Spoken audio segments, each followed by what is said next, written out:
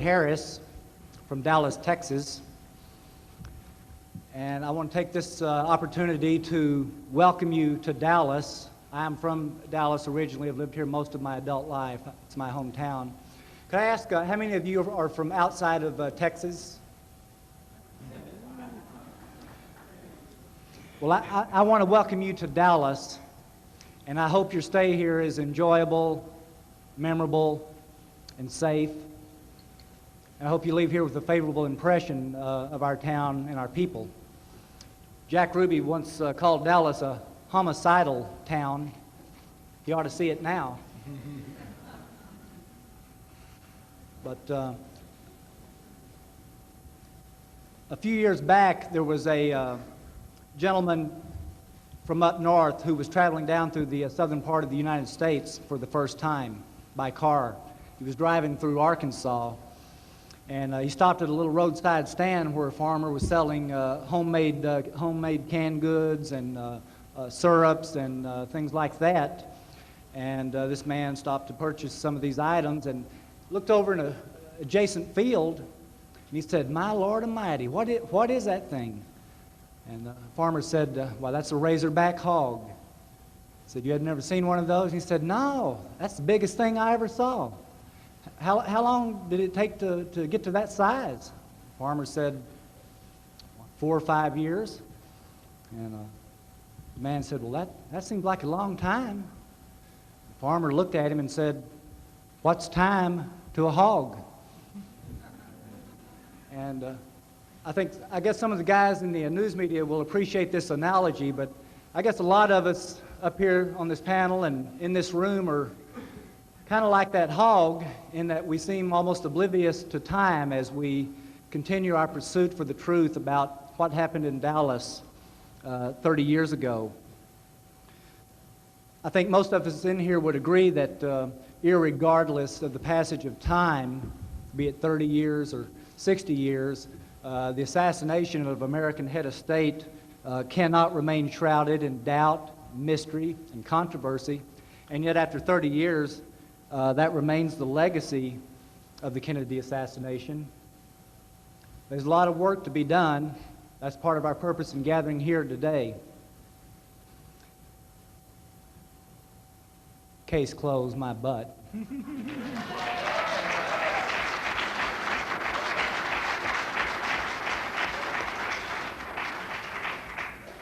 I'm real proud to be up here with this panel. I want to, at the outset, to introduce the members of the panel. I'm real pleased to be on this one because it's made up of first, second, and third generations of researchers. So we represent the 30 years of work that is being done on this case by private citizens all across the country. To my right here is a man I first met back in 1976. He was a reporter for the Fort Worth Star-Telegram. He went on to write a book, which some of you may have heard of, called Crossfire.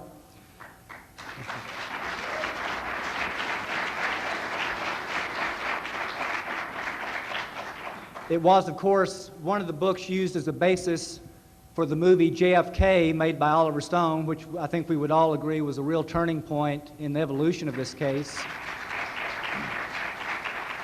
I'm real proud to introduce from Fort Worth, actually Springtown, Texas, Jim Mars.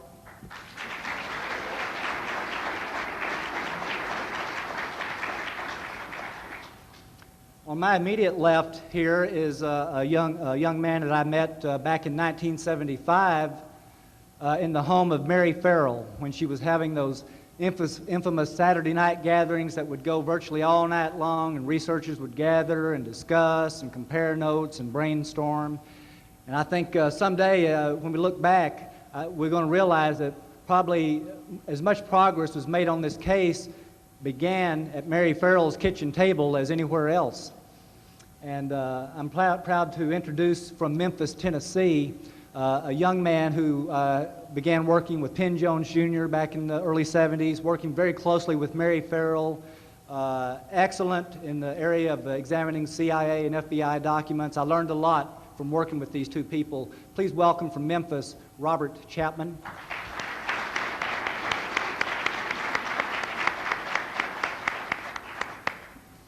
And then finally, I'm especially proud to introduce the next person. When I started work on the case as an active researcher back in 1975, I was 24 years old, and I began working with Penn Jones Jr. And I thought, well, what can be done at this late date? And Penn assured me that there was a lot to be done and that they were going to need young people to take an interest and get involved in this case and come along behind the first generation of researchers to continue our pursuit of the truth. And I'm real pleased to have on this panel a young man who I think represents a lot to be encouraged about as we move forward on this case. This young man is 17 years old. He's already begun to make a contribution to the case, and before it's over with, this young man will be prominent and will have made a definite contribution to this case. Please welcome from Akron, Ohio, Jonathan Cohen.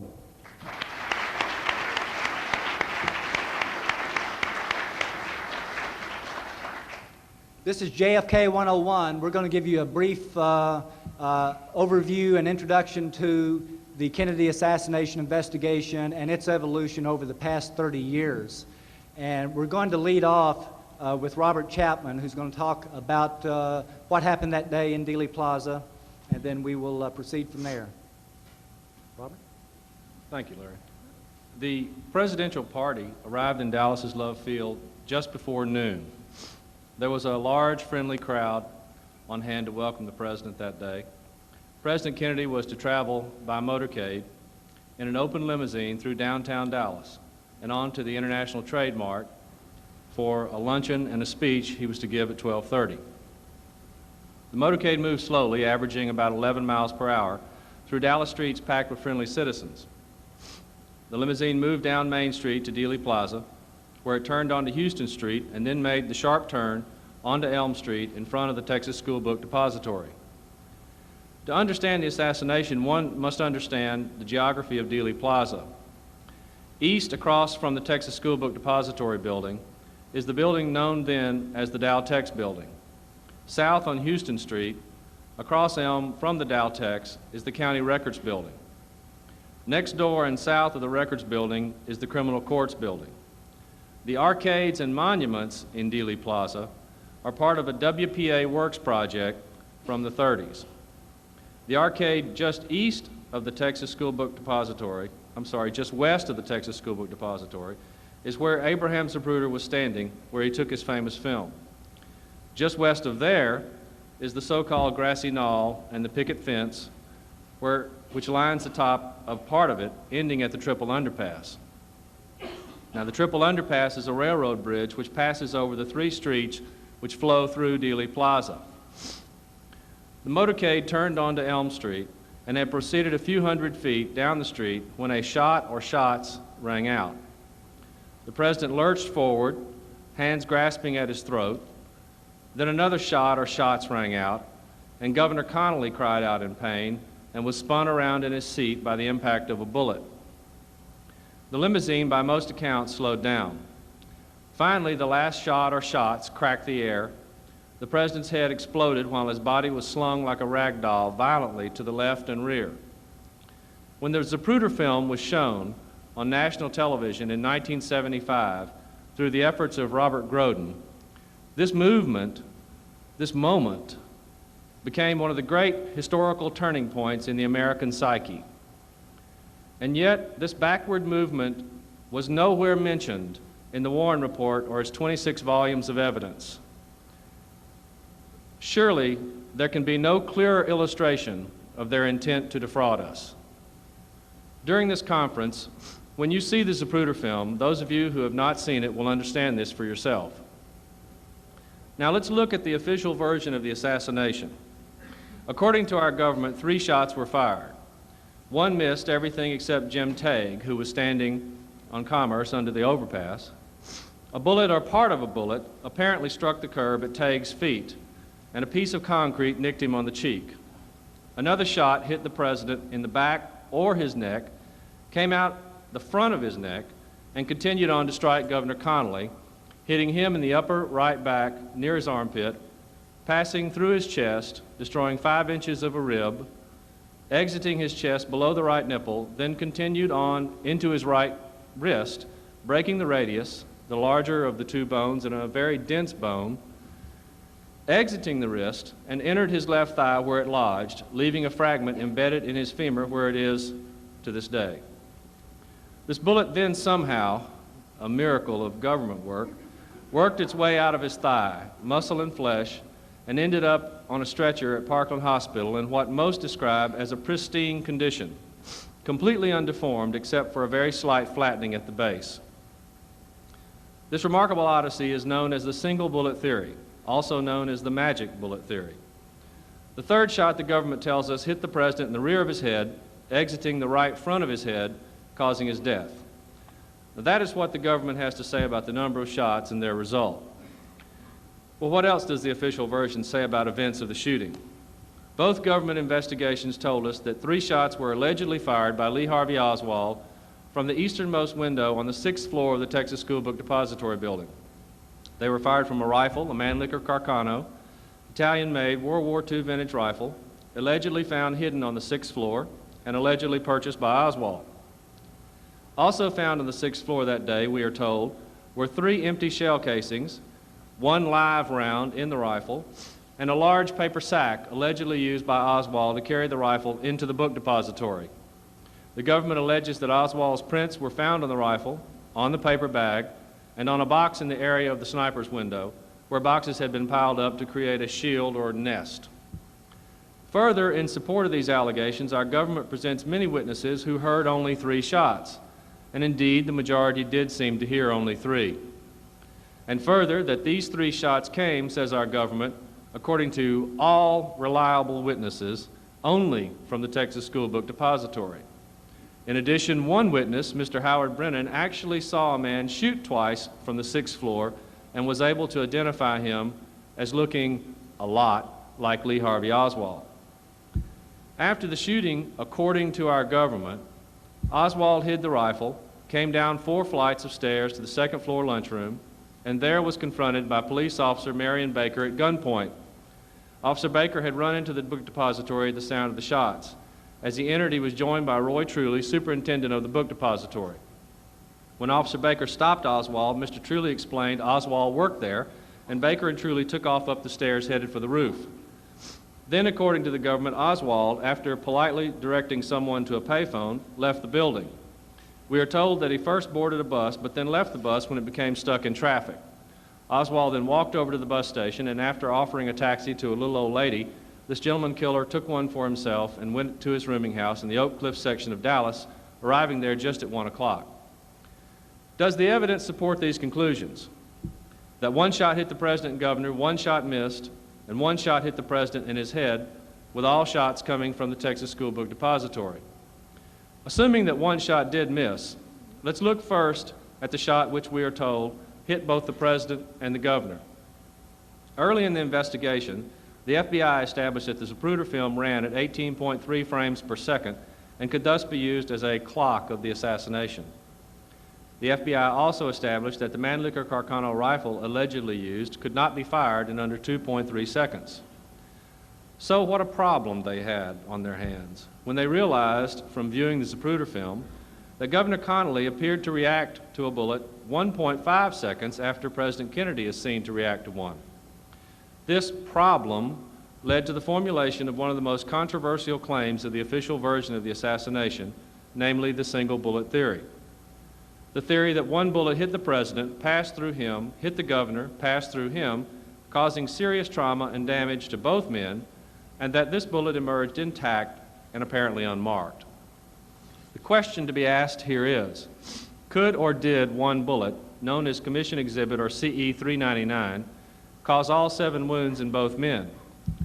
Let's look at the nature of those wounds and some of the evidence which our government ignored that cast doubt on the single bullet theory. First of all, was the president struck in the neck or the upper back? The location of this first wound is crucial to the trajectory necessary for the single bullet theory to be possible. The president's death certificate, signed and prepared by Dr. Berkeley, the president's physician who witnessed the events at Parkland and Bethesda, says, quote, "A wound occurred in the posterior back at about the level of the 3rd thoracic vertebra," end quote. This is well below the level of the shoulders, certainly nowhere near the neck. 2 FBI agents, 3 Secret Service agents, all placed the back wound about 5 inches down from the top of the shoulders, exactly where the holes in the president's coat and shirt show a bullet passing. The autopsy face sheet shows, on a diagram of the president's wounds, a back wound at the place noted by the security officers and by the death certificate. This autopsy face sheet is signed as verified by Dr. George Berkeley, the president's personal physician. Well, then, did the wound to the back transit the president's body, leaving the front of his neck? FBI agents Seibert and O'Neill, who were sent to observe and document the autopsy by J. Edgar Hoover, flatly deny any such transit. Also present at the autopsy was Secret Service agent Kellerman, who reported that Dr. Pierre Fink, an autopsy pathologist, while using a metal probe to search the back wound, said, quote, "There are no lanes for an outlet of this entry in this man's shoulder." So ample evidence exists to doubt whether a wound was in the president's neck or back, and if such wound could have transited the body. For if the wound was in the back, where so many reliable witnesses placed it, the trajectory through the body, if it transited and exited the neck, had to be upward and could not have caused Governor Connolly's wounds. Well, was the wound at the front of the neck an entrance wound or an exit wound? The physician who dealt first and directly with the frontal neck wound, Dr. Malcolm Perry, at a press conference on November 22, 1963 at 3:15 Central Standard Time, had this exchange. This is quoted verbatim from a White House transcript which is available at the LBJ Library in Austin. Question: where was the entrance wound? Answer, Dr. Perry: there was an entrance wound in the neck. As regards the one on the head, I cannot say. Question: which way was the bullet coming on the neck wound? At him? Dr. Perry: it appeared to be coming at him. Later in that same conference, Doctor, describe the entrance wound. You think from the front in the throat? Dr. Perry: the wound appeared to be an entrance wound in the front of the throat. Yes, that is correct. In addition to Dr. Perry, Drs. Peters, Jones, Carrico, as well as nurse Nancy Hinchcliffe, all stated in their first reports that the wound in the neck was one of entrance. Now, was Governor Connolly struck by the same bullet as the president? The nature of his wounds are generally agreed upon. It is when he received his wounds and from what bullet that has caused most of the controversy. The problem for the government was that the rifle allegedly used in the shooting could not be fired in under 2.3 seconds, and the Zapruder film showed Governor Connolly reacting to a wound 1.5 seconds after the president is seen reacting. The governor himself did not help their case because, as he told them then, and as he believed until he died this year, he was sure that he was hit by a separate shot than JFK. He clearly remembered hearing a shot, turning his head to the right to see if he could see the president, turning back towards his left to look that way, and when he had gotten squared up, he was struck by a shot which he did not hear. Bullets travel faster than sound, of course, and he had time after hearing the first one to take a conscious action. The government ignored his testimony, but they could not ignore the Zapruder film. So they decided that Governor Connolly had had a delayed reaction to the shot which first struck the president. There are lots of problems with this, but the question must be asked, is a delayed reaction to a force possible? If he had been hit simply in fatty tissues, a delayed reaction might have been conceivable. But he had had 2 large bones shattered, and the force of the missile clearly spins him about in his seat. Let's consider then whether one bullet, CE-399, the so-called magic bullet, could have caused all of Governor Connolly's wounds. Dr. Robert Shaw, who operated on Governor Connolly at Parkland Hospital, told the Warren Commission he did not believe one bullet caused all of the governor's wounds because of the amounts of fragments recovered from the wounds. In 1992, at a press conference sponsored here in Dallas by the Dallas Council on World Affairs, many of us heard Dr. Shaw again affirm flatly that CE-399 was not the only bullet to hit the governor. Indeed, Dr. Shaw does not believe that CE-399 hit Connolly at all, nor did the president's autopsy doctor, Dr. Humes. When asked in 1964 by Arlen Specter if CE-399 could have caused all of the governor's wounds, Dr. Humes flatly denied it was possible. So how, may we ask, did both the Warren Commission and the House Select Committee on Assassinations conclude that the single bullet theory had merit. Perhaps it was because, as Dr. Michael Baden told the House Select Committee on Assassinations, they felt they had no evidence of a shot going elsewhere. Of course, they had to ignore all the evidence that the president's rear neck wound was really a back wound and did not transit the body, and ignore the evidence that the president's front neck wound was an entrance wound which did not transit his body either. And they ignored testimony from many doctors who were certain that Governor Connolly's wounds could not have been inflicted by the single intact bullet CE-399. The government needed a single bullet theory, the government created the single bullet theory, and in spite of every aspect of this theory being contradicted by the evidence, far more evidence than time permits me to develop here today, our government maintains the fiction of a single bullet theory. Concerning the shot which struck the president in the head, we were told by the Warren Commission and the House Select Committee that a shot from the rear hit the president in the back of his head, either at the level of the occipital protuberance or 4 inches higher, depending on whom you believe, and exited out of the top right of his head. Is there evidence that this shot came from another direction? First, the majority of the doctors at Parkland Hospital saw a rear exit wound in the back of the president's head, and many believed it was a tangential wound striking on the side of the head, blowing out the rear of the head. Were there witnesses in Dealey Plaza that felt the headshot came from the front? A great many people, in fact, heard shots that seemed to come from the so-called grassy knoll to the right front of the presidential limousine as it moved down Elm Street. In one study that I have seen of 25 people who were asked by law enforcement over the weekend of November 22nd, 24, 1963, which direction shots came from, 22 indicated at least one shot came from the front. Virtually all of the witnesses who were on or near the knoll heard gunshots and or saw evidence of gunshots coming from the knoll. Many, including police officers, smelled gunpowder heavy in the air behind the picket fence on the knoll. Witnesses who were in this area include Bill and Gail Newman. They were at the foot of the knoll on the north side of Elm Street, directly beside the president when he received his fatal wound.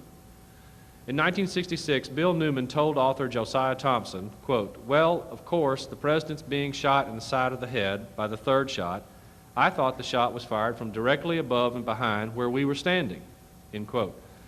The grassy knoll was directly above and behind Mr. and Ms. Newman.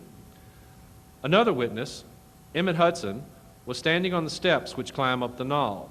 Hudson told this to the FBI when asked about the shots. Quote, Hudson said the shots sounded as if they were fired over his head and from some position to the left of where he was standing. In other words, the shots sounded as if they were fired by someone at a position which was behind him, which was above him, and which was to his left. That was the location of the picket fence on the grassy knoll. Jean Hill, who was directly across Elm Street from the Newmans, told the Warren Commission she felt the shots came from the knoll. Abraham Zapruder is on the record at least twice as saying the shots came from behind him. He, of course, was standing on the grassy knoll. S.M. Holland was standing on the triple overpass during the assassination. Mr. Holland heard at least one shot which came from the picket fence on the knoll, and Holland was absolutely sure that this shot hit the president in the head. He and several of his co-workers with him on the overpass all heard at least one shot from the knoll, and all saw smoke after that shot, which appeared to issue from the picket fence on the knoll. Dallas Police Officer Bobby Hargis, who was right next to the presidential limousine at its left rear, told the Warren Commission the shots sounded, quote, right next to him, end quote, that they seemed to come from the direction of the railroad overpass. The shot which struck the president in the head sent a massive amount of blood, bone, and brain slamming into Officer Hargis. Immediately after the shots, Officer Hargis dropped his motorcycle and ran up the knoll to look behind the picket fence. Positioned behind the picket fence that day was Lee Bowers. Mr. Bowers was working for the Union Terminal Railroad as a tower man. From his position on this tower, 14 feet above ground, he looked out over the entire knoll area behind the picket fence. Mr. Bowers saw two men standing behind the fence, facing and looking towards the motorcade.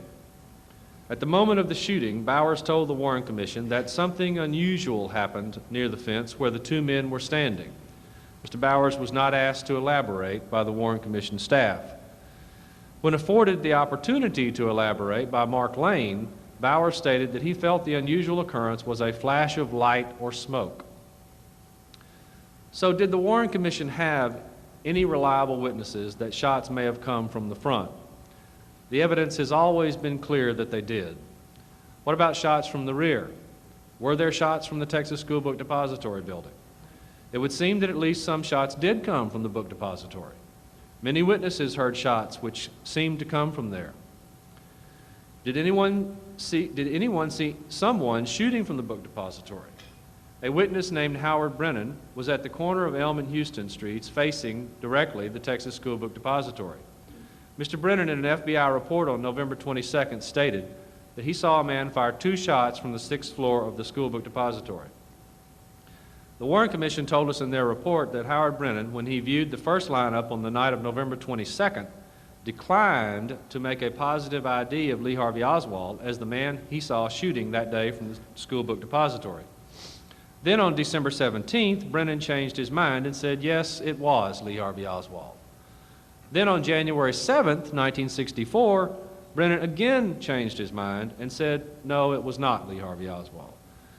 Ultimately, even the Warren Commission was forced to admit that Mr. Brennan did not know who he saw doing some shooting that day. Well then, if shots were fired from the 6th floor of the School Book Depository building, could Lee Harvey Oswald have been the man who fired them? The Warren Commission tells us that Oswald shot the president from the southeast corner window of the 6th floor at 12:30, then crossed the floor to the northeast corner, hid the rifle, took the stairs down to the 2nd floor lunchroom. Tests later established that he could have reached this floor in 1 minute 14 seconds. It was there that he was encountered by Officer Marion Baker and Texas School Book Depository Superintendent Roy Truly. Officer Baker was outside when the shots were fired and immediately ran in, headed for the roof to investigate. Tests later showed that Officer Baker took about 1 minute 18 seconds to reach the 2nd floor lunchroom. So if these reconstructions are correct, both men arrived at the 2nd floor lunchroom within seconds of each other. There are a number of problems with this, but one of the largest was uncovered during the House Select Committee investigation when it was discovered that the photos taken of the facade of the book depository showing the 6th floor before and just after the shots, when compared, revealed that boxes of the so-called sniper's nest had been rearranged after the shots. And there is the FBI report of the statement of Mrs. Lillian Mooneyham, who told the FBI that 4 or 5 minutes after the shots, she saw a man standing on the 6th floor of the book depository building behind some cardboard boxes. She was watching from an office in the Dallas Criminal Courts building, which is across from and south of the School Book Depository. Now, while all this was going on, Oswald was being encountered on the 2nd floor by Officer Baker and Roy Truly. By the way, the 2nd floor lunchroom is where Oswald told police he was during the assassination, eating his lunch. Officer Baker, when asked by the Warren Commission for a written description of the encounter, wrote one out in longhand. He originally wrote that when he encountered Oswald, Oswald was drinking a Coke. Officer Baker drew a line through that statement and initialed the correction.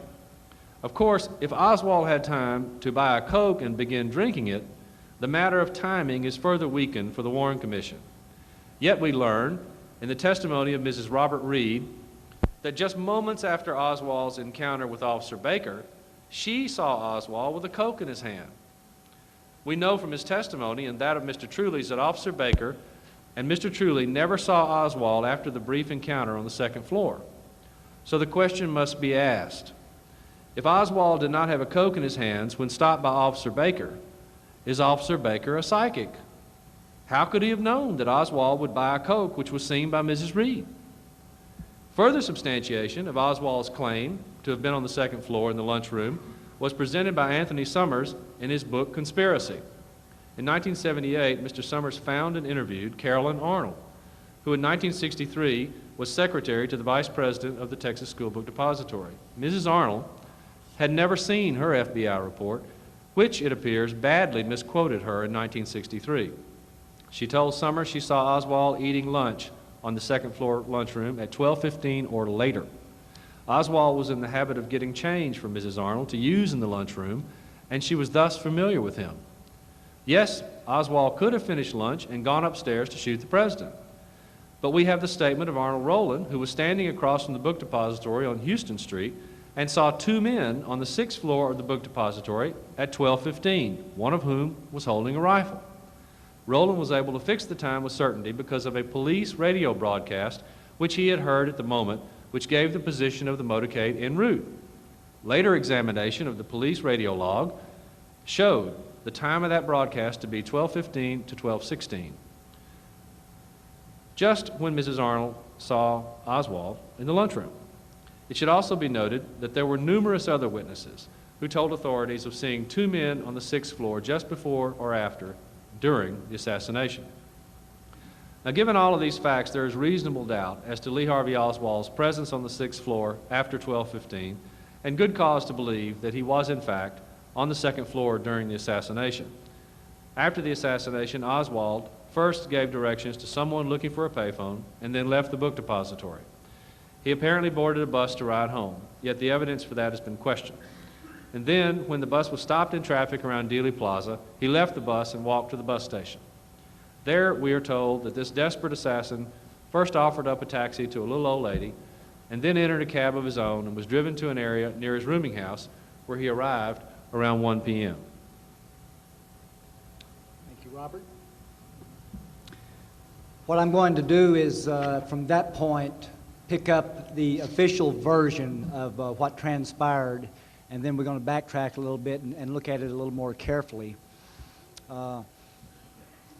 According to the Warren report, Oswald took a taxi cab to his room, got out several blocks past his room, and walked back. Was in his room not more than 3 or 4 minutes. He may or may not have changed some articles of clothing. He apparently picked up a jacket and apparently picked up a .38 Smith & Wesson revolver, which he owned. He left his rooming house, began walking, his destination not known. The commission couldn't even really speculate as to what Oswald's destination or intent might have been. They say he walked a distance of about a mile and was walking down a quiet residential street in the Oak Cliff section of Dallas, 10th Street, when he was encountered by a Dallas policeman patrolling the area, who came upon him from behind, suspected from the radio broadcast of the suspect over in Dealey Plaza that this might be the assassin, and apparently tried to question or detain him. They conversed briefly. The officer got out of his car, apparently started around to apprehend this man, and was shot 4 times and died instantly. Oswald fled the scene, discarding shells from his pistol as he left on foot, disappeared around the corner, went to Jefferson Boulevard, which is in the central business district of Oak Cliff, the main shopping strip in that part of the city, discarded his jacket near a service station on Jefferson, and walked some 6/10 of a mile to the Texas Theater, where he ran in or rushed in without paying for a ticket. He was observed by a couple of people who notified the police. A large contingent of Dallas police officers, a couple of FBI agents, some constables, sheriff's deputies converged on the Texas Theater, went inside. Oswald, at some point, was pointed out to them by a nearby shopkeeper, was approached by a Dallas policeman. Oswald allegedly tried to pull his revolver from his waistband and shoot this police officer. The officer struck him, they scuffled, and Oswald was subdued after a little hassle and tuggle with a large number of policemen who beat him as he resisted arrest, they said, and shouted out he was not resisting arrest. He was taken into custody and transported downtown to police headquarters. Over in Dealey Plaza, it had been determined that an employee of the school book depository, namely Oswald, was missing from the building, and police were dispatched to Irving, Texas, where his wife Marina was living with a friend named Ruth Payne. Meanwhile, the officers from Oak Cliff show up with Oswald in tow. Captain Fritz, who was directing the investigation, was telling the officers to go out to Irving, get a search warrant, and pick up this Lee Harvey Oswald. And one of the officers said, "Well, Captain, we can save you a trip. Here he sits." Oswald was interrogated throughout that weekend for about 11 or 12 hours by Dallas police as well as the FBI and Secret Service. He was placed in 4 lineups for the benefit of eyewitnesses to both the assassination as well as the murder of Officer Tippit. And during this entire period, he was without legal representation. Throughout his time in custody, Oswald adamantly maintained his innocence, and in fact at one point shouted out to reporters, "I'm just a patsy." On Sunday morning, on Friday night at about 7 or 7:30, Oswald was formally charged with the murder of Officer Tippit based on some eyewitness identifications in a lineup. Around 1:30 a.m. on Saturday, November 23rd, Oswald was charged formally with the murder of President Kennedy. However, it is not clear that he was formally arraigned for that murder. That's still an open question as to whether or not he was ever formally arraigned and informed of those charges against him. On Sunday morning, there was a final brief interrogation session, and the police were going to transfer Oswald from police headquarters to the Dallas County Sheriff's Office on the overlooking Dealey Plaza. And that was a standard procedure for prisoners back in those days. They had an elaborate security plan in place which involved the use of an armored car which would be used as a decoy, and Oswald would be taken secretly in an undercover car to the Sheriff's Department. To cooperate with the news media who were complaining about limited access to Oswald and not being able to get footage of Oswald or question of Oswald, they allowed the news media into the basement of Dallas Police Headquarters.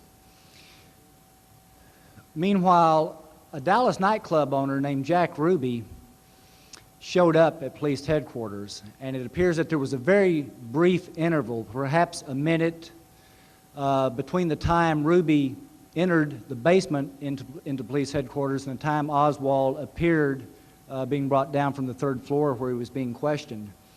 And I think we all know what happened next.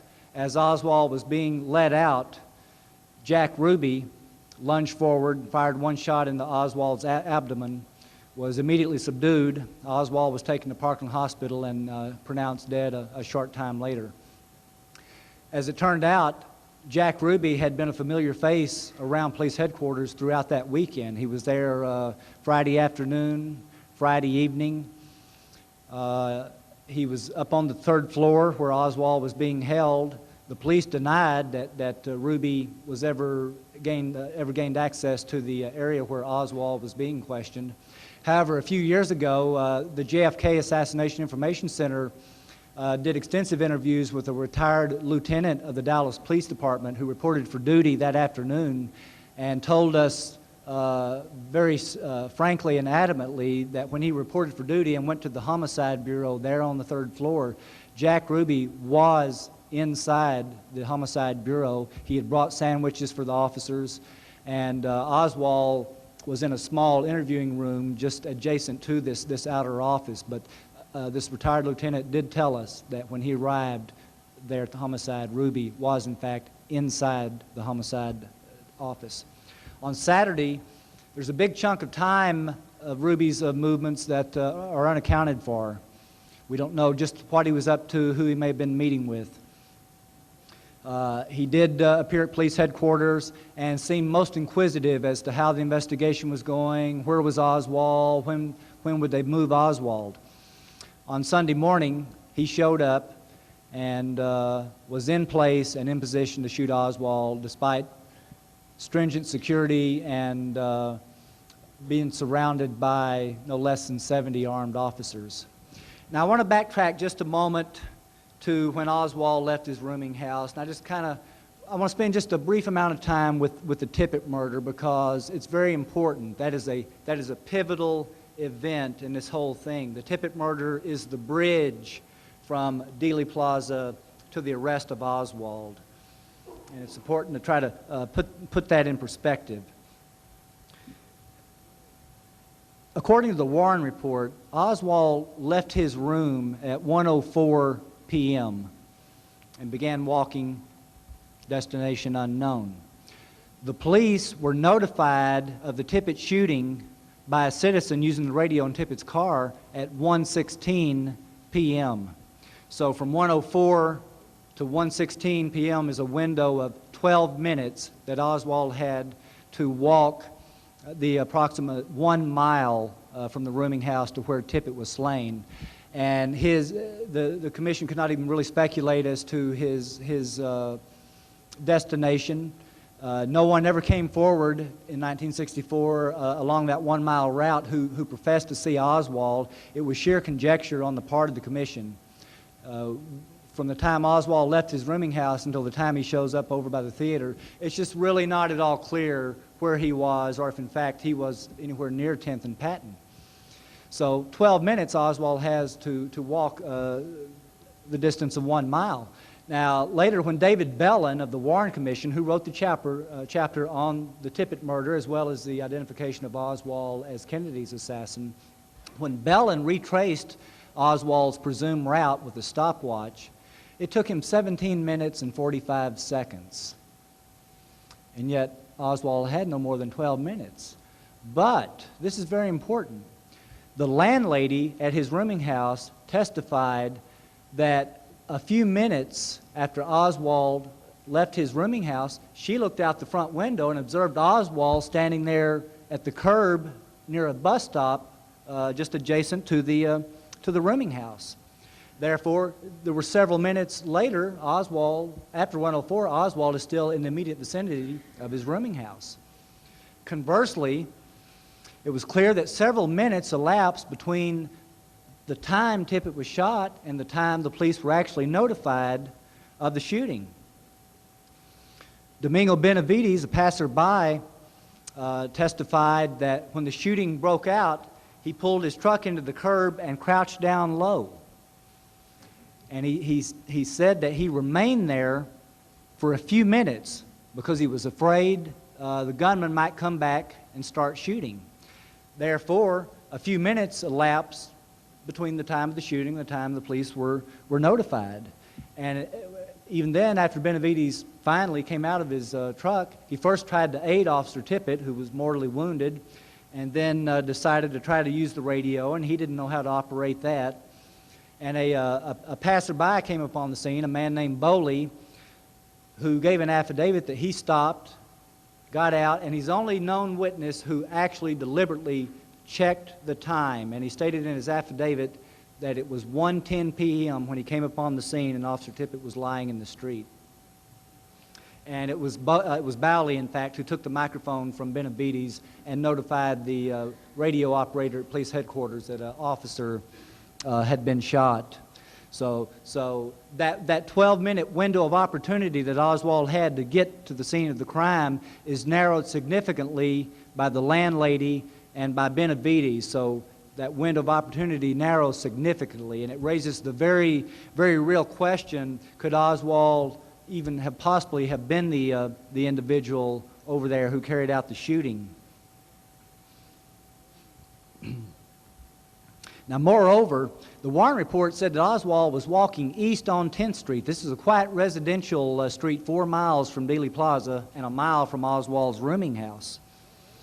But you go back and read all of the Dallas Police, FBI, and Secret Service reports, the contemporaneous reports from that weekend, and they state almost without exception that the man who shot Tippit was walking west on 10th Street and continued west after the shooting.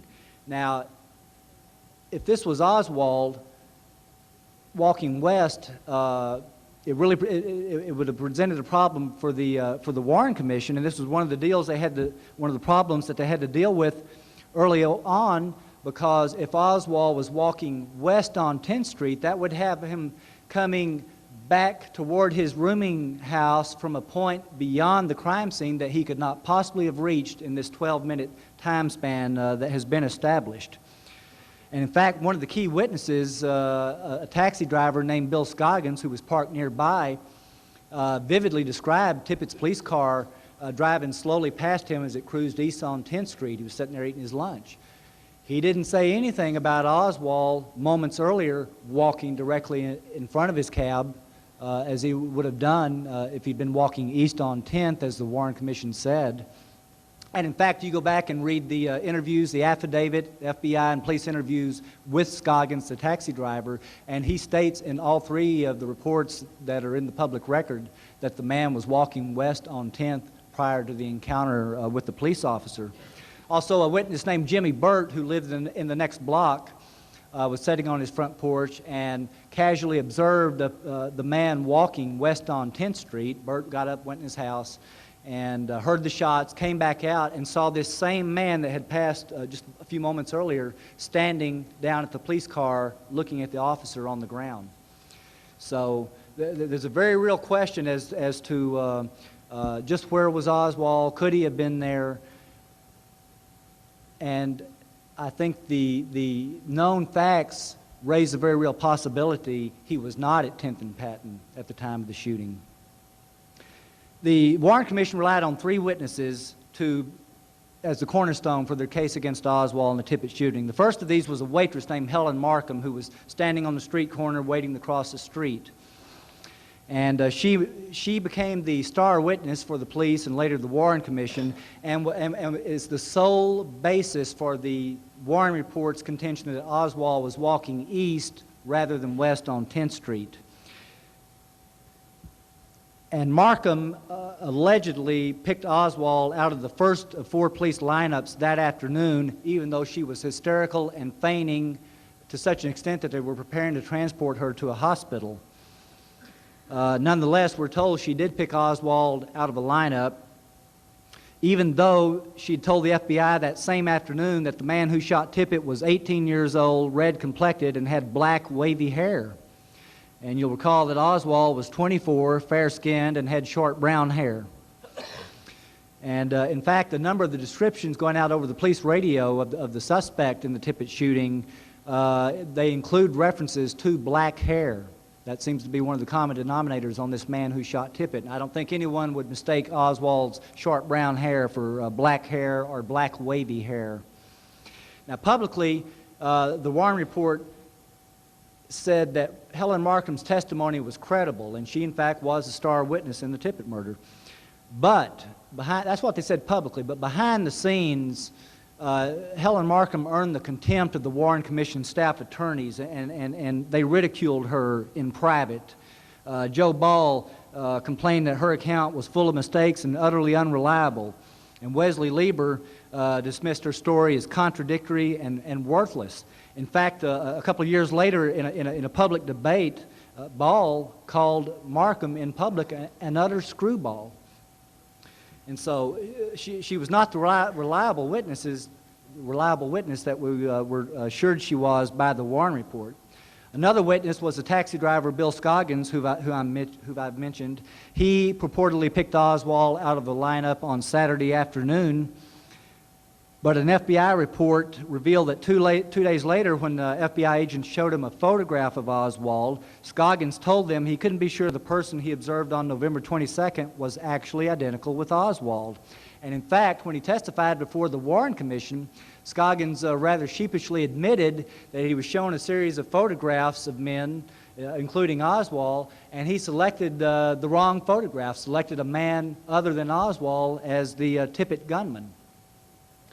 And then the third eyewitness was Domingo Benavides, an auto mechanic who was the closest person. He said he was about 15 feet away in his pickup truck when the shooting broke out, and he ducked down in the cab of his truck. And yet he was not taken to any of the police lineups because he told investigators he was pretty sure he could not identify the killer. And later, when he appeared before the Warren Commission, the best they could get out of him was a tentative identification. He would say only that a picture of Oswald he saw on TV resembled the man who shot Tippit.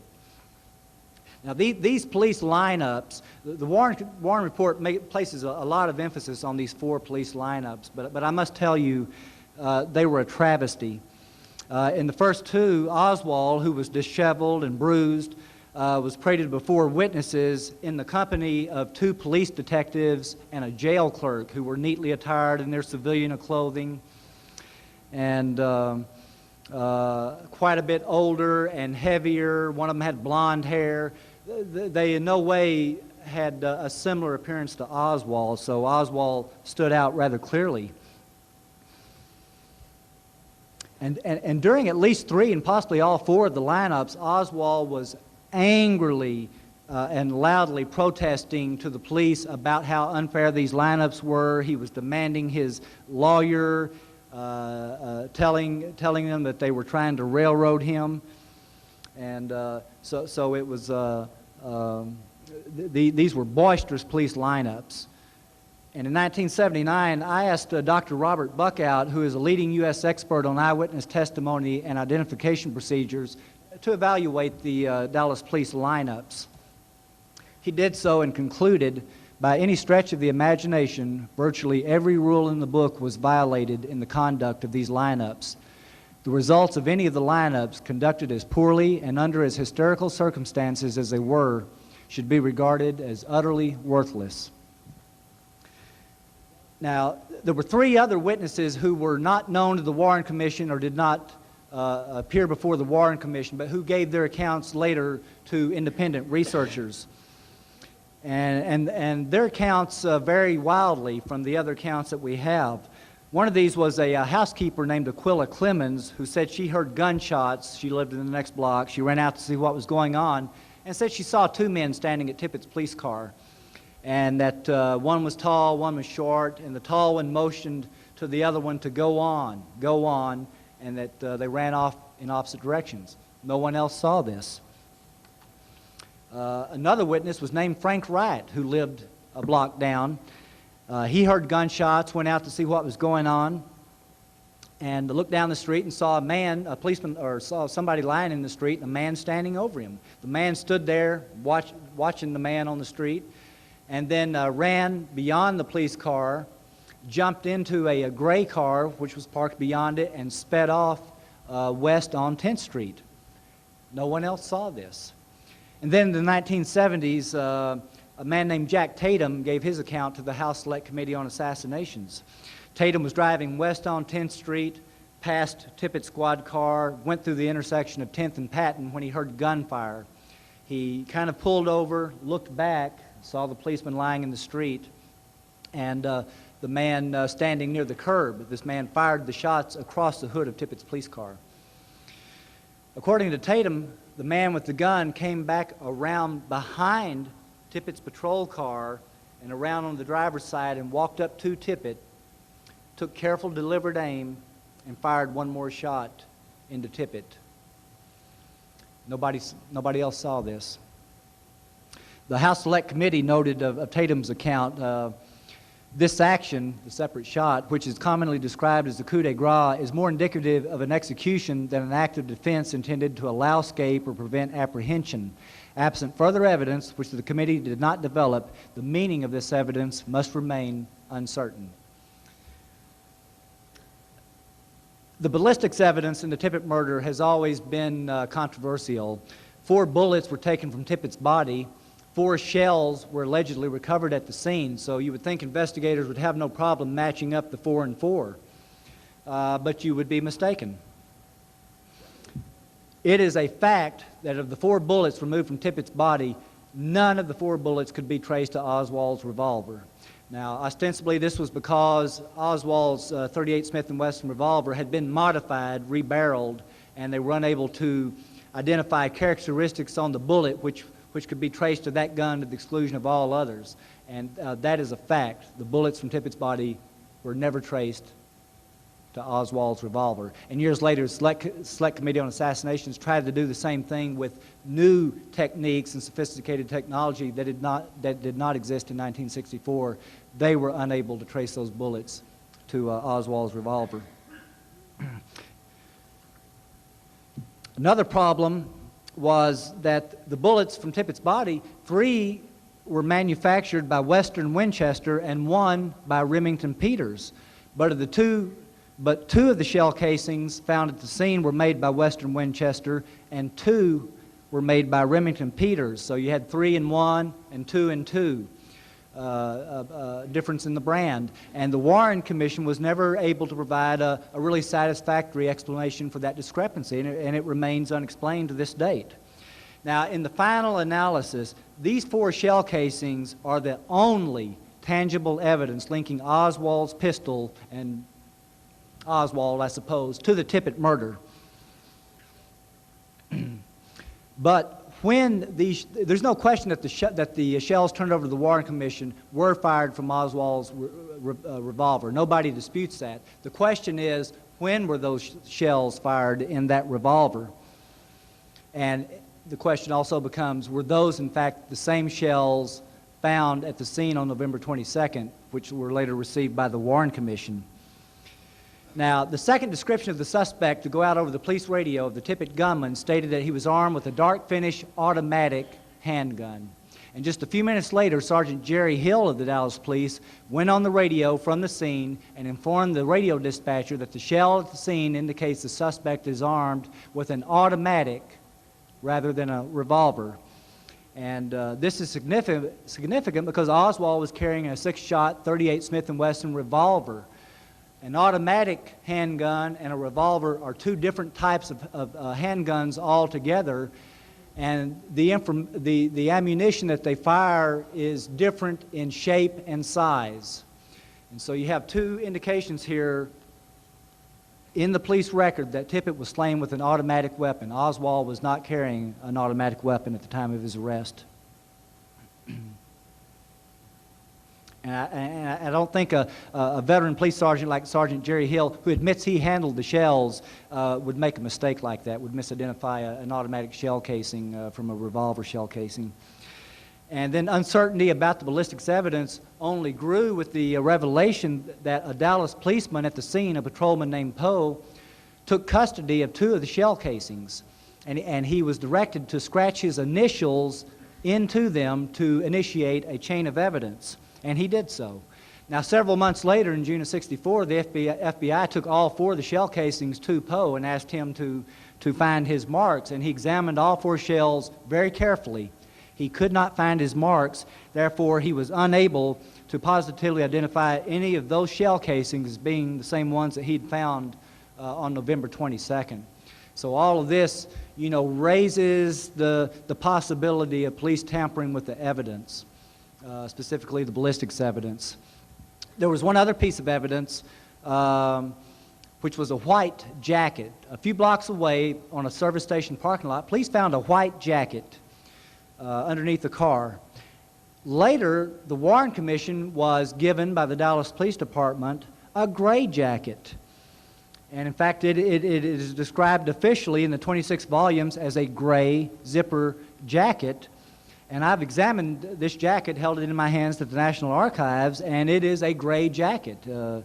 You might call it light gray, but you wouldn't call it white or even off-white.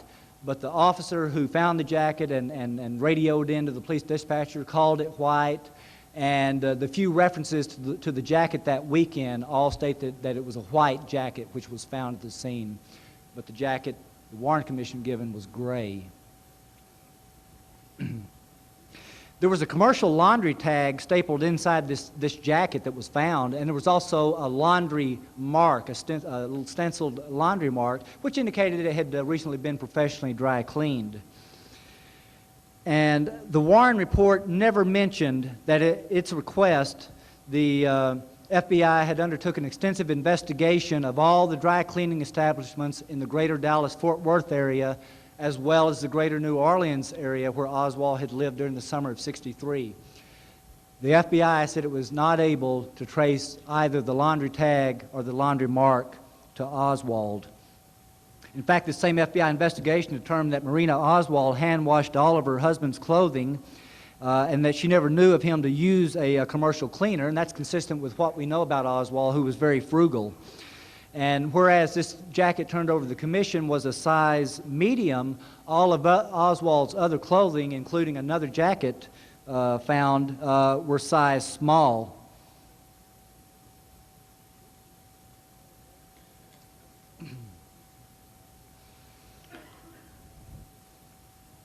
Only one of 6 eyewitnesses who were shown the gray jacket stated positively that it was the one worn by Tippett's killer, and the descriptions by the various witnesses varied and in several instances were completely inconsistent with the commission's gray jacket. And Oswald's landlady, who was the last person to see him when he left his room, could not identify the commission's gray jacket as the one he was wearing when he left his room at 1:04 p.m. That pretty much wraps up my segment on the Tippett murder, but I think that anyone who studies the evidence objectively and in its entirety will come away disturbed by what they find, because there's a lot of indications that Oswald was not the Tippett killer, that he was nowhere near there.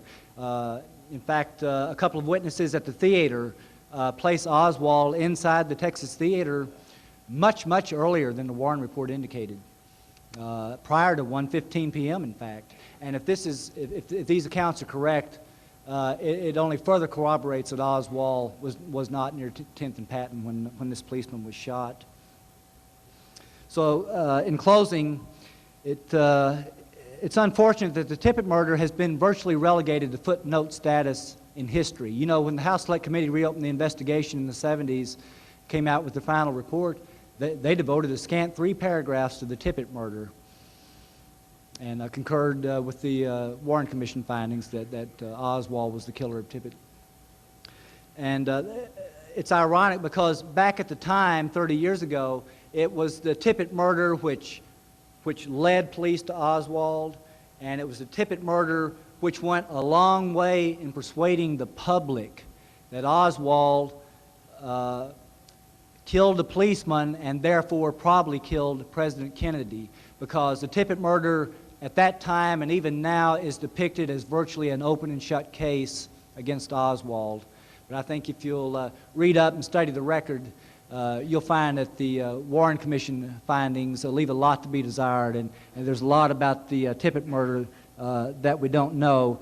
It seems at this late date we may never be able to resolve the Tippett murder, and it seems at this point at least that it seems destined to remain the other unsolved murder on November 22nd. Now from here we're going to see over to Jonathan Cohen, who is going to talk with us some about the medical evidence.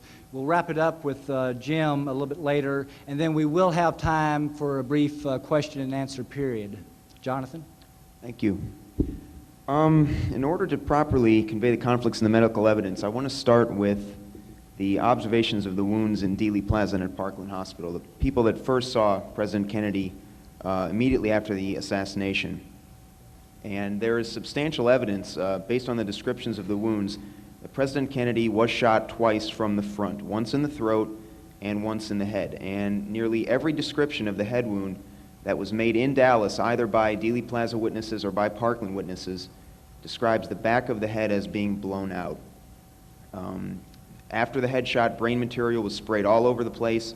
A lot of it went backward, and Robert mentioned that officers Hargis and Martin were pelted by brain, bone, and blood so hard that some of them described that they felt like they were being shot themselves.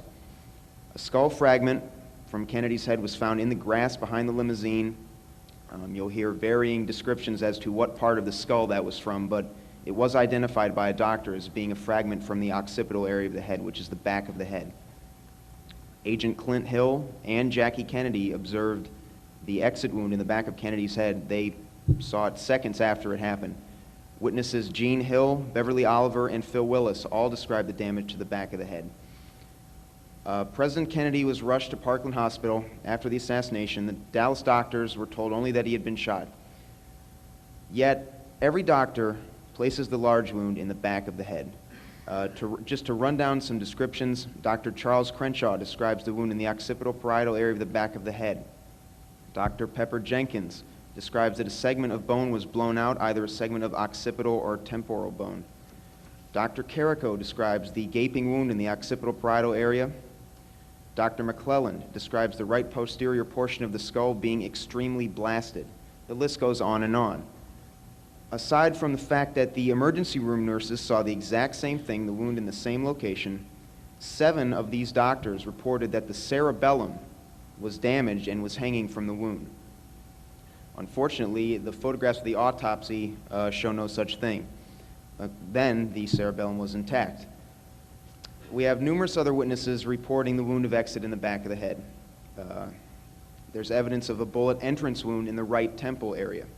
The morticians at Bethesda who were preparing Kennedy's body for burial described filling in some areas in the temple with wax, and Kennedy's secretary, Malcolm Kilduff, during a press conference immediately after Kennedy expired, points to his right temple when he's asked how President Kennedy died.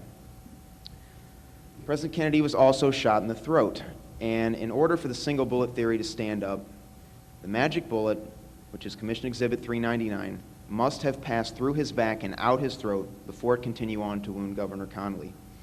And nobody at Parkland Hospital noticed a wound in Kennedy's back, perhaps leading them to believe that the throat wound was one of entry. And in any case, the wound in the front of the throat was noticed, and it was described as being about 1/4 of an inch in diameter. Dr. Perry called the wound an entrance wound 3 times during a news conference. But unfortunately, a tracheotomy was made right through that wound. And this changed the appearance of it to anyone who was going to see it later. And as we're going to hear, that caused a lot of problems. So again, the opinion of the Dallas doctors quickly after the assassination was that Kennedy had been shot in the head and the throat from the front. But before an autopsy could be performed at Parkland, which was required by Texas law, the body was physically removed at gunpoint, put on Air Force One, and the presidential party departed. From that point, second set of medical opinions were generated. That would be by the personnel at Bethesda Medical Center and the doctors who performed the autopsy there. So we have some controversy over the choice of Bethesda instead of Walter Reed Hospital. If you look into some of the transcripts of the radio transmissions from Air Force One, it seems to indicate that the original plan was for the body to go to Walter Reed, but in any case, it did wind up at Bethesda Medical Center. And the 2 pathologists at Bethesda were Commander James Humes and Commander J. Thornton Boswell. Both were clinical pathologists dealing almost exclusively in natural death. They had basically no experience whatsoever in cases involving gunshot wounds, and I believe it was because of this that the doctors asked for Colonel Pierre Fink, who was a pathologist at Walter Reed, to assist them, and there was considerable delay waiting for him to arrive. So finally, the autopsy began. A number of x-rays were taken, and the room was cleared because of the radiation from the machine. First incision was made shortly thereafter. By midnight, after the autopsy was complete, Dr. Humes had come to some definite conclusions. That President Kennedy was struck by 2 shots from the rear, not from the front as described by the physicians in Dallas. And there are some troubling discrepancies in the size of Kennedy's wounds at Parkland versus those at Bethesda, especially with the head wound. The hole across the head basically doubled in size. The hole in the head, which was chiefly occipital, the back of the head in Dallas, became chiefly parietal, more towards the front of the head in Bethesda. The implication of these 2 wound discrepancies is the following. Parkland was right and Bethesda was wrong, or Bethesda was right and Parkland was wrong. If Parkland was right, then Doctors Humes, Boswell, and Fink missed the wound in the occiput. They also missed the fact that it quadrupled in size. If Bethesda was right, then everyone at Parkland missed a 5 1/8 inch hole at the top of Kennedy's head, as well as an entry wound in his hairline. So let's take a look at the wounds in JFK's back and in his throat. Dr. Fink testified to the Clay Shaw trial in New Orleans in 1968 that the wound in the back was probed, and it was shallow, No lane of continuation could be found throughout the body. If this is true, it is a wonderment that the bullet continued upward and out Kennedy's throat, never mind the fact that it continued on to hit Governor Connally. But as stated before, the wound in Kennedy's throat changed appearance because the tracheotomy was made through it. But as most of us know, Dr. Humes did not realize that that wound contained a bullet wound until the next day when he talked to the Dallas doctors. They had no idea that it was anything other than a tracheotomy incision. So the FBI states their original conclusions were that 3 shots were fired. Connally was struck once, Kennedy struck twice. No need for the single bullet theory yet. But ironclad evidence of a missed shot in the fact that Jim Tague was nicked by a bullet fragment, the Warren Commission was faced with a problem. How do they account for all the non-fatal wounds with 1 bullet? So before I get into the single bullet theory, which Robert talked about, I want to take a look at some of the other problems that happened at Bethesda, as well as the photographs and the x-rays. To start with President Kennedy's brain. The brain was removed and fixed in a solution of formalin for later investigation. And according to the supplementary autopsy report, which was done about 2 weeks after the assassination on the brain, tissue slides were taken from various sections. But the brain and the tissue slides are missing from the National Archives. The brain was not sectioned, and according to a number of medical witnesses, this procedure would have definitively proven the bullet tracks throughout the head. The photographs taken of the brain were not included in the set reviewed by the House Select Committee. The brain purportedly weighed 1,500 grams, which is the upper limit of normal in an adult male, never mind the fact that it was described 25% of it was missing. So Dr. Humes, despite his steadfast claim to the contrary, was not in full control of the autopsy. The Kennedy family was limiting the amount of dissection and examination that could be performed, and Dr. Humes at one point became very frustrated, and he yelled into the gallery, "Who's in charge here?" And again, Dr. Fink, testifying to the Shaw trial, he said that an unnamed Army general replied, "I am." Dr. Fink, again, did admit that the back wound was probed, but that the pathology team could not track the wound through JFK's body. Dr. Fink said they were told not to track this wound. Fink requested to examine JFK's clothing. His request was denied. All of the Bethesda personnel were given a gag order. They were ordered not to talk about what they had seen, specifically by Admiral Kenny, who was the Surgeon General of the entire Navy. So getting back to Kennedy's back wound, if the wound was too low on the back, obviously it could not have swung upward and exited from the front of JFK's throat and continued on to do the damage to Governor Connally necessitated by the single bullet theory. So it's important to pin down the location where exactly this wound was. And the death certificate, which was signed by Admiral Berkeley, who was Kennedy's personal physician, places this wound at the level of the 3rd thoracic vertebrae, which is the middle of the back and not the neck. Secret Service agents Kellerman, Greer, and Hill were brought into the morgue after the autopsy. They were asked to view the body expressly for the purpose of describing where the wounds were. And in this case, all 3 placed the wound about 6 inches down on the back. This location is consistent with the bullet holes in Kennedy's sport jacket and his shirt, exactly in that location.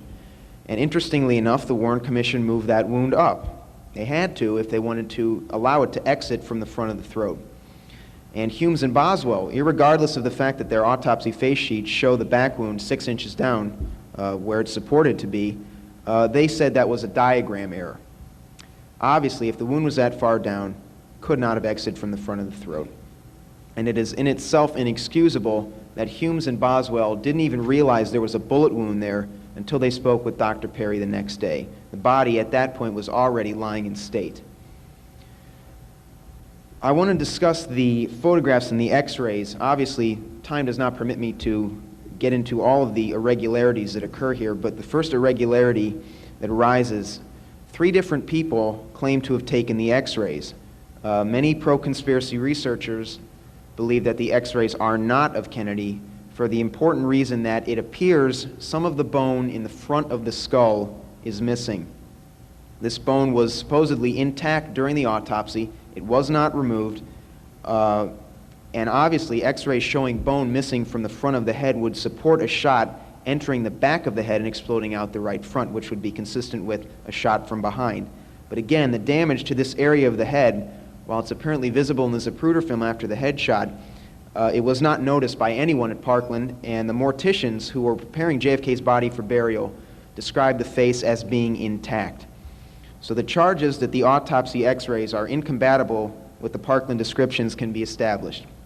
And sadly, the claim that they are outright forgeries is much, much harder to prove. The x-rays were authenticated by a panel from the House Select Committee on Assassinations in 1978, and so far no one has really been able to conclusively prove how fake x-rays can be produced. But the autopsy photographs have come into a great deal of question because some of them, again, contradict the descriptions of the medical personnel in Parkland. And foremost is the photograph of the back of the head. The back of the head appears to be intact. And again, I read you the descriptions of the Dallas physicians describing it as being blasted out. The entrance wound for the headshot occurring from behind, which is visible at the top of the head, was not noticed by anyone in Dallas. No one saw it. The entrance wound on the head, again, moved because originally it was in the hairline, cited there by several Secret Service agents, but the House Select Committee's placement, in fact, is 10 centimeters further away from where Humes, Boswell, and Fink said it was. Dr. Humes, when he testified to the House Select Committee, defied the investigators to find the entrance wound, clearly visible on the color photograph, in the same photograph in black and white. It's just not there. In the photographs of the back of the head, the area in the occiput, which was described as being blasted out, is intact. The back of the head photo is out of focus in particular areas as well. The area at the top of the head, which should be in focus, is not. The hair lay patterns are different. The hair above the middle of the head is shiny and wet. The hair below this area is dry and it's much lighter than the rest of the hair. Photographs of Kennedy's chest interior vanished from the National Archives. Dr. Humes said, quote, "We were distressed not to find that particular photograph." Dr. Humes, Dr. Boswell, and Dr. Fink cataloged the photographs, and they described taking a great deal of effort to get a photograph of the interior of the chest, and again, that photograph is missing. The right profile photograph of Kennedy's head has enough problems in it to occupy our time by itself.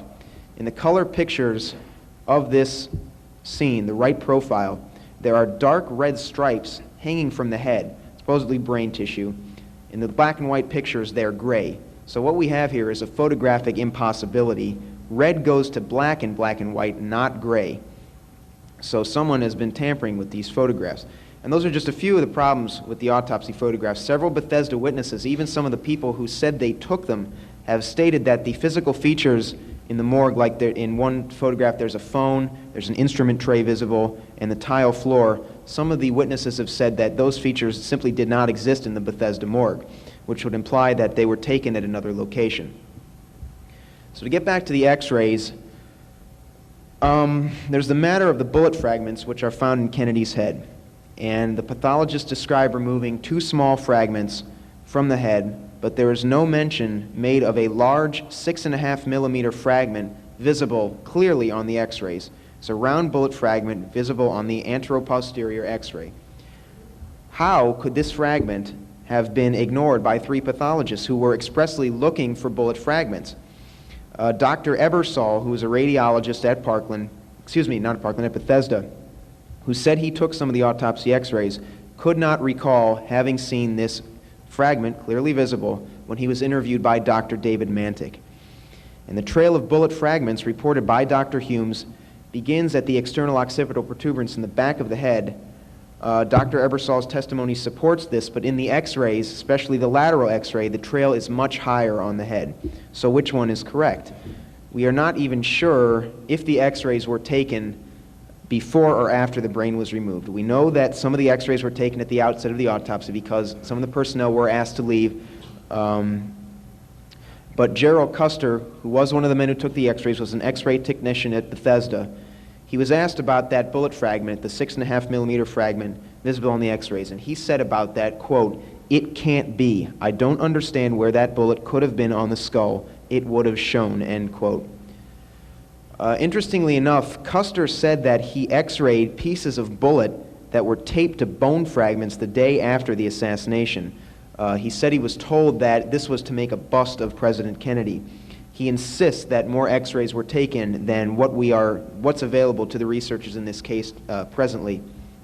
Custer can attest to the fact that personnel were asked to leave the autopsy room right after the body was taken out, and according to him, when he and the other men that were asked to leave returned 45 minutes later, Dr. Ebersol had already taken some x-rays. The photographs show an intact face. The witnesses describe an intact face, and there is no documentation suggesting that the bones of the face or the forehead were removed. So if the x-rays do indeed show that the frontal bone is missing, then we have a serious problem. Who is right and who is wrong? Dr. Joseph Riley examined the x-rays, and he concluded that Kennedy was shot twice in the head based on the x-ray evidence, once at the point that the pathologists identified, and once at the higher point suggested by the Clark panel and the House Select Committee on Assassinations. In 1993, a color copy of what is called the stare of death photograph, which is JFK on the table, the autopsy table, a color photograph of that picture turned up in a video which was produced by a California company. A color version of this photograph had never before been seen. And this photograph contains what is apparently a cut above JFK's throat about an inch before the top of it. So I want to move away now from the mumbo-jumbo of x-rays and photographs and talk a bit about the single bullet theory. And it's hard, really, to find a place to begin. To define it, basically Kennedy was struck in the back from behind. The bullet exited the front of the throat, then continued on to strike Governor Connally in the back. It shattered one of his ribs. It exited from his chest, entered into his wrist, broke his wrist, exited his wrist, lodged in his thigh, and left a fragment there. And I think most of us would agree that that's quite a remarkable bullet, regardless of the state that it's in.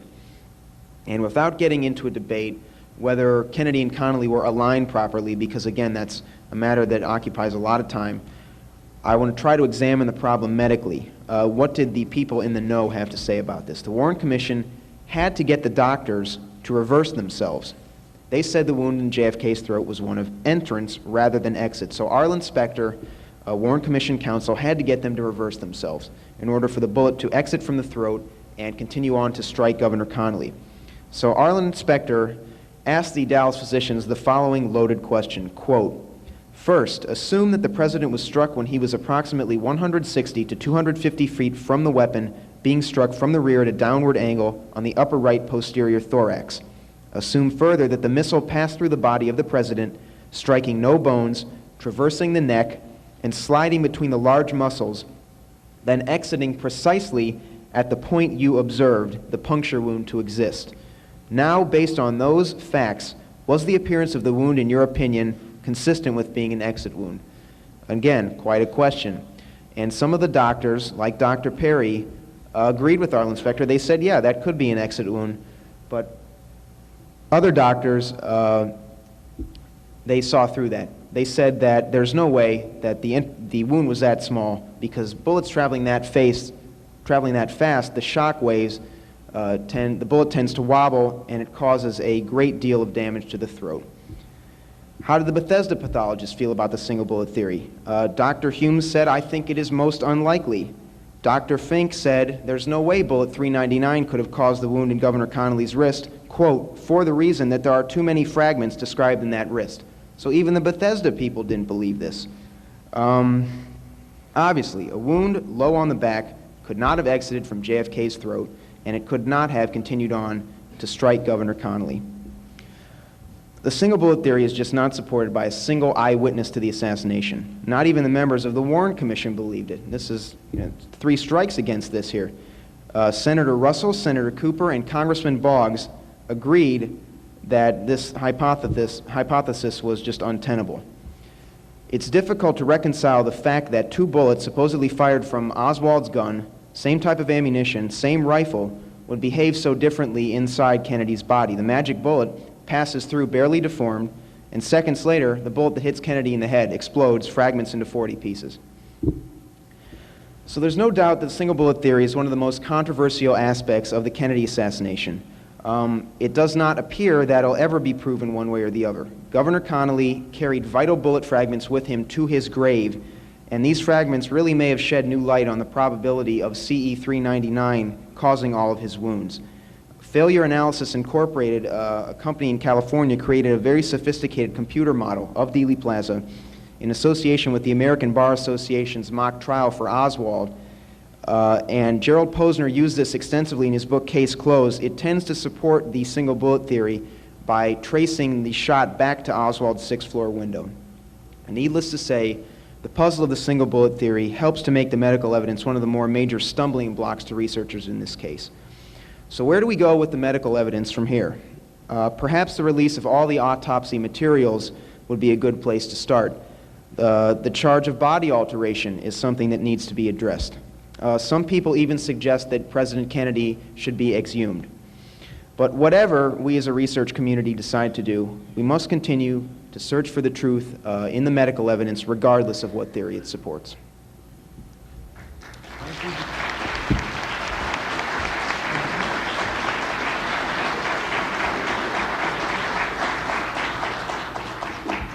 Thank you, Jonathan. Let's switch gears here now and hear from Brother Jim Mars.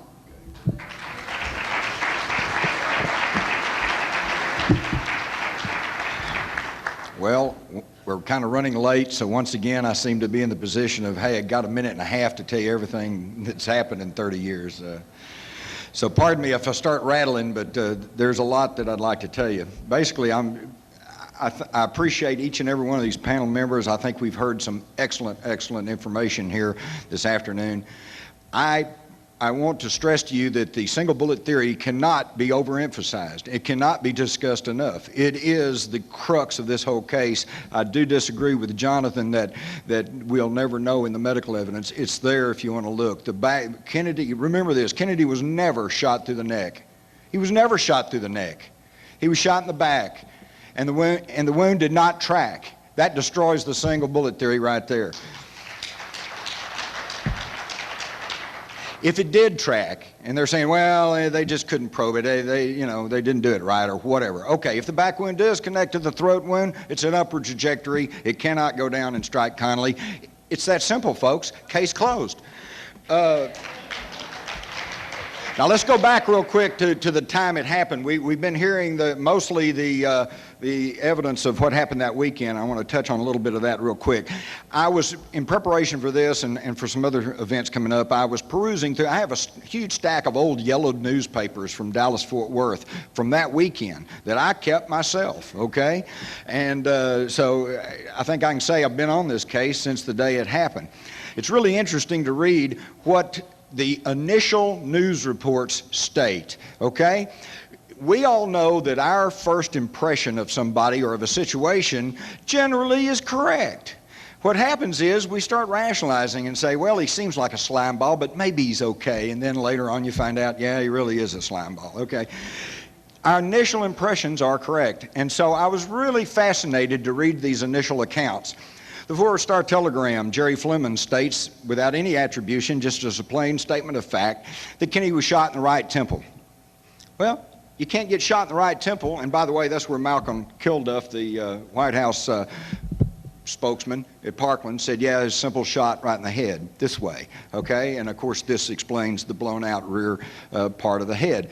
And while I'm on that, I got to make one observation. We're told that the bullet came in right here at the top of the skull and somehow blew out the right side, which has never made any sense to me. A bullet is a supersonic, high-powered projectile, and it goes on a straight-line trajectory.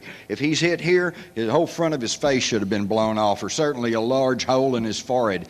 That didn't happen. We've got the photographs. It didn't happen. How's the bullet come this way and come out this way? The JAMA panel showed, well, the bullet kind of came at a leftward angle and came out the right side of his head. How does that work? The school book depository is way off to his right slightly, you know, so now we got to come in this way. It's absolutely incredible. The only thing you can say with absolute truth about the medical evidence is that it is in such total disarray that even the experts cannot agree on what it means. And folks, why is it this way? We're not talking about Joe Blow street bum that they picked up and some half-drunk local JP says, oh, well, he's shot in the head, and they pack him off. We're talking about the President of the United States, okay? Use your heads. Let's start thinking for ourselves here. I'll get to that later. All right, that weekend. The next day, The Fort Worth Press, this is great, quoted Secret Service agents as saying that there was a burst of automatic rifle fire, apparently from the grassy knoll where all the lawmen raced to find out what had happened. Hey, there you go. Saturday morning edition of the Dallas News, I believe it was, quotes Henry Wade saying, "We are developing evidence that there was a vast conspiracy, and my office will never stop until every single individual involved is brought to justice." Well, by that afternoon, he's saying, well, actually, Oswald did it all by himself, beyond any certainty of doubt. Come on. What we had then, we have now, is facts and information versus official pronouncements, okay?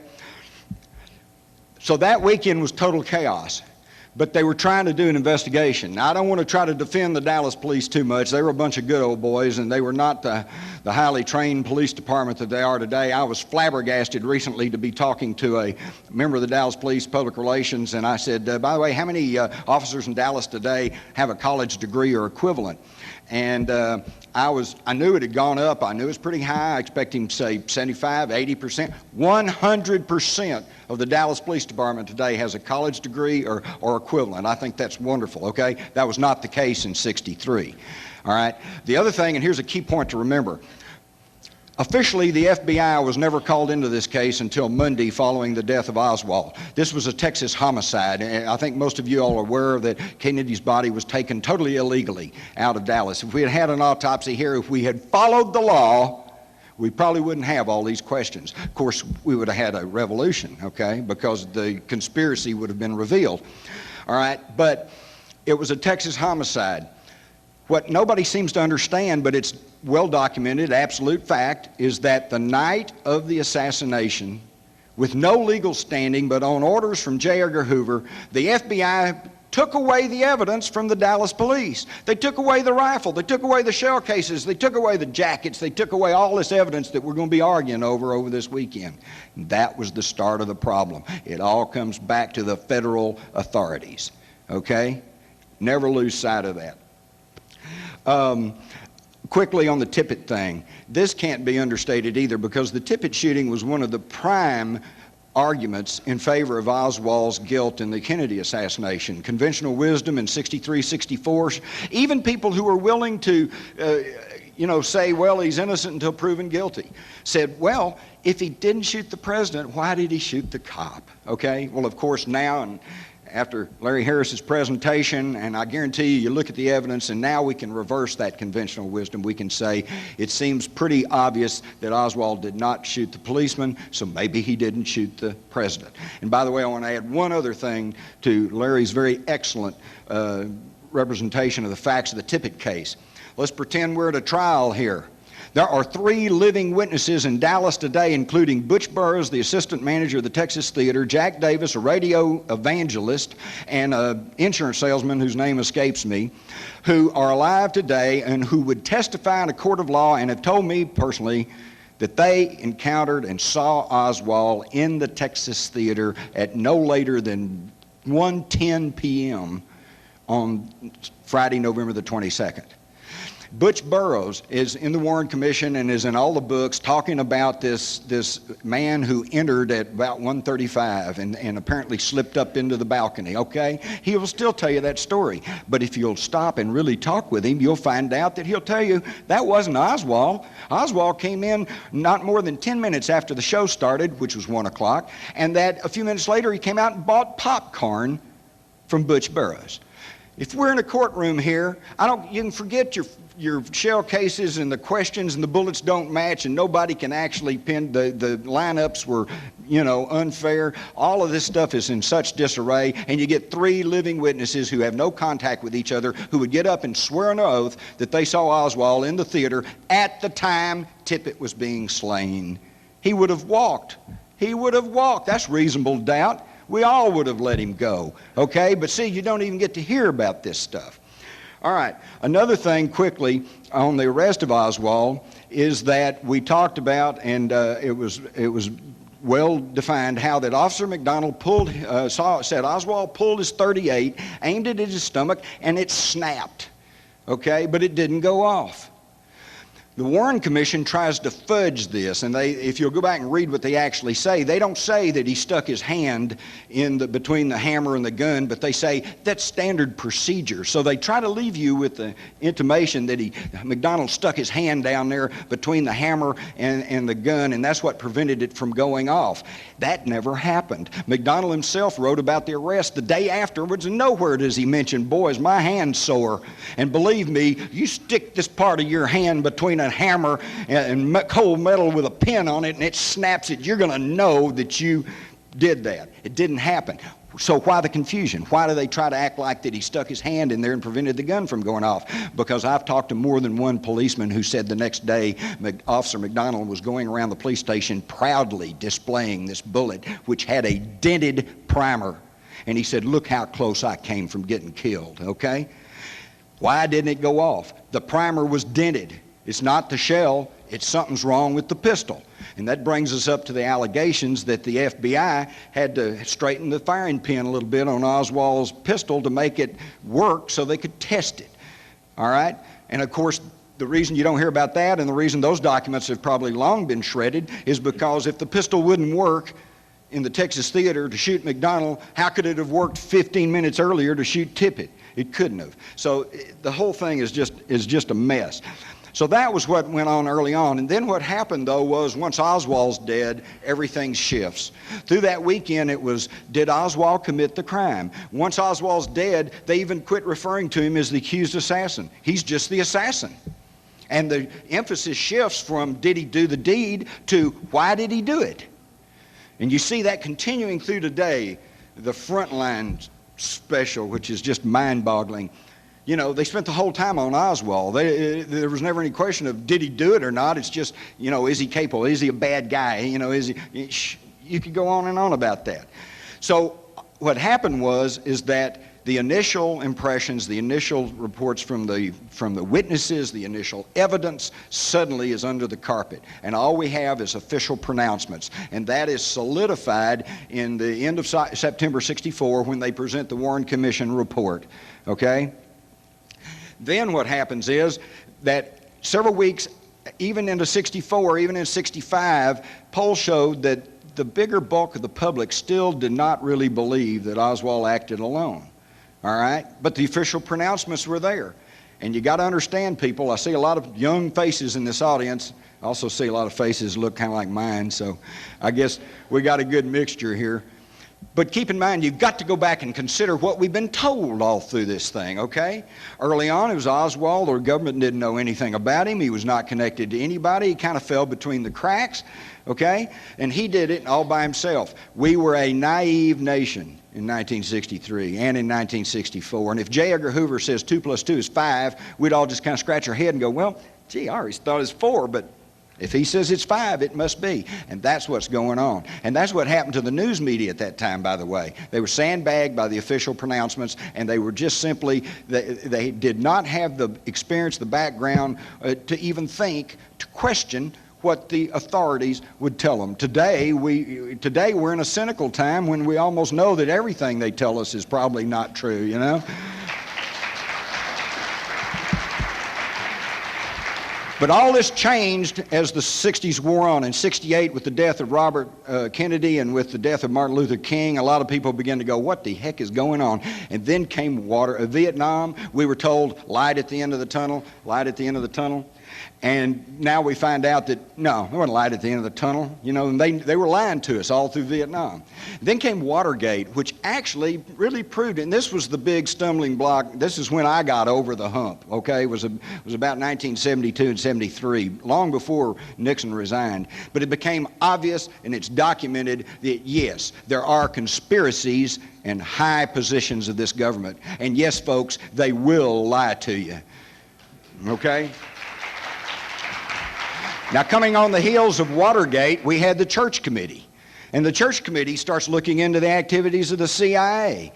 And I guarantee you, back in the '60s, if me or anybody else had gotten up and said, well, the CIA's working with the mafia, we'd have been stoned, okay? That'd have been the end of that. But the Church Committee documented it. So now we have the two chief suspects in this assassination, the CIA and the mafia, and we find out they're two sides of the same coin. and they're working for the same people, and the same people are involved. Hello? You know, so we start looking at that. Then comes the House Select Committee on Assassinations, which was quite incredible. To begin with, all of the important witnesses they wanted to talk to conveniently died before they could be called to question. Oh, 77 was a bad year for all kinds of people. You know, mafia leaders, George DeMarenschildt, bam, they're just gone. And the ones that get me, and I detail this in Crossfire, 7 top FBI officials, all of whom were involved in the Kennedy case and were going to be slated to be called to testify to the House committee, and they all died in a 4-month period. One fell off a ladder, one had a heart attack, one got shot in his backyard by the son of a New Hampshire state patrolman who mistook him for a deer. And there was no investigation, no real investigation. Come on, people, something stinks in Denmark here. We got to start paying attention. But what we learned through the church committee is, yes, the CIA and the mafia were involved in plots that included assassination. And it wasn't just 1 or 2 world leaders. They were going after several world leaders. So attacking a world leader was nothing new to them. And then the House committee, though, after developing some very, very crucial information, such as in the Tippit slaying that shows that he was shot, the killer walked around the car and shot him right in the head. That's not the action of somebody who's simply trying to escape. That's the action of somebody who wants that person dead. Okay, and unless you want to postulate that Oswald just had a penchant for shooting people in the head, there's really no excuse for all that, okay? And yet, despite all the things the House committee did, it was rife with politics. CIA guys were sneaking around, looking at their stuff, stealing their stuff, swiping stuff. People were pitted against each other. Politics, the political aspect of this thing is obvious. Should be obvious to everybody. It needs to be obvious to you, all right? And so the House committee, though, came right up to the 11th hour and all set to say that Oswald did it with 3 shots all by himself, and then they're tripped up on their acoustical evidence. They got 2 separate sets of acoustical scientists that say past a 95% probability that there was at least 1 shot that came from the grassy knoll. So the House committee that we're paying for with our tax money ends up telling us, well, we've got evidence, scientific evidence, supported by a lot of other evidence and eyewitnesses that there was a gunman on the grassy knoll, but we don't know who he was, and he probably missed. So it's still Oswald with 3 shots from the school book depository. And today, your news media just totally, like that didn't happen. They ignore that. That didn't happen. It's Oswald all by himself. Well, but the House committee began to shift the public consciousness. I know in my classes at the University of Texas at Arlington, starting in 1980, right after their pronouncements, the public opinion started shifting. Before that, everybody thought Oswald was the lone assassin. Starting in 80, it started shifting. By the fall of 1984, and since that time, not one single person showed up out at the university to take a course on the assassination who truly believes that Oswald was the lone assassin. Okay, so there was quite a turnaround in the public opinion. And then that brings us to the Stone movie. Prior to the Stone movie, it was not socially acceptable to even talk about the assassination in polite company. You just couldn't even discuss it. If you tried to bring it up with your friends and your relatives, they go, you some kind of nut, you some kind of buff, be quiet, The Stone movie put it on the table, and I'm not going to try to tell you that movie may have been the absolute 100%, carved in rock truth, but by God, it's closer than anything else we got. And the point is, it presented this massive amount of assassination material to the general public without being filtered through a handful of news media controllers in the national media. That's why they went berserk and ballistic. They couldn't stand it.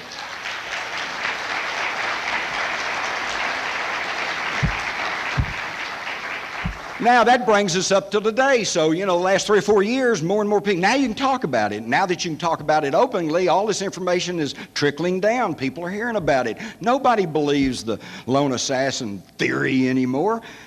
In fact, I just heard of a poll that was commissioned just last week. I forget now who did it. It may have been USA Today. I don't know. Over 90% of the public today disbelieves the lone assassin theory, okay? Now, what puzzles me and intrigues me is that 9 or 10% all seem to be working in the media. They're still there. And, of course, that brings us to Gerald Posner or whatever he is. And you'll hear a lot about this, and I understand there's even going to be a panel on it, but I just got to add my 2 cents worth. Number one, he's a lawyer. That ought to be enough said. But, no, seriously, some of my best friends are lawyers. But the point is, he has presented a very articulate prosecution of Lee Harvey Oswald. Now, that may be very commendable in a courtroom, but in a courtroom, there's such a thing as a defense attorney. And the defense attorney can bring in his own witnesses and his own evidence and cross-examine the prosecution. There was no defense attorney in case closed. And for that reason, I think Posner has written a despicably dishonest book.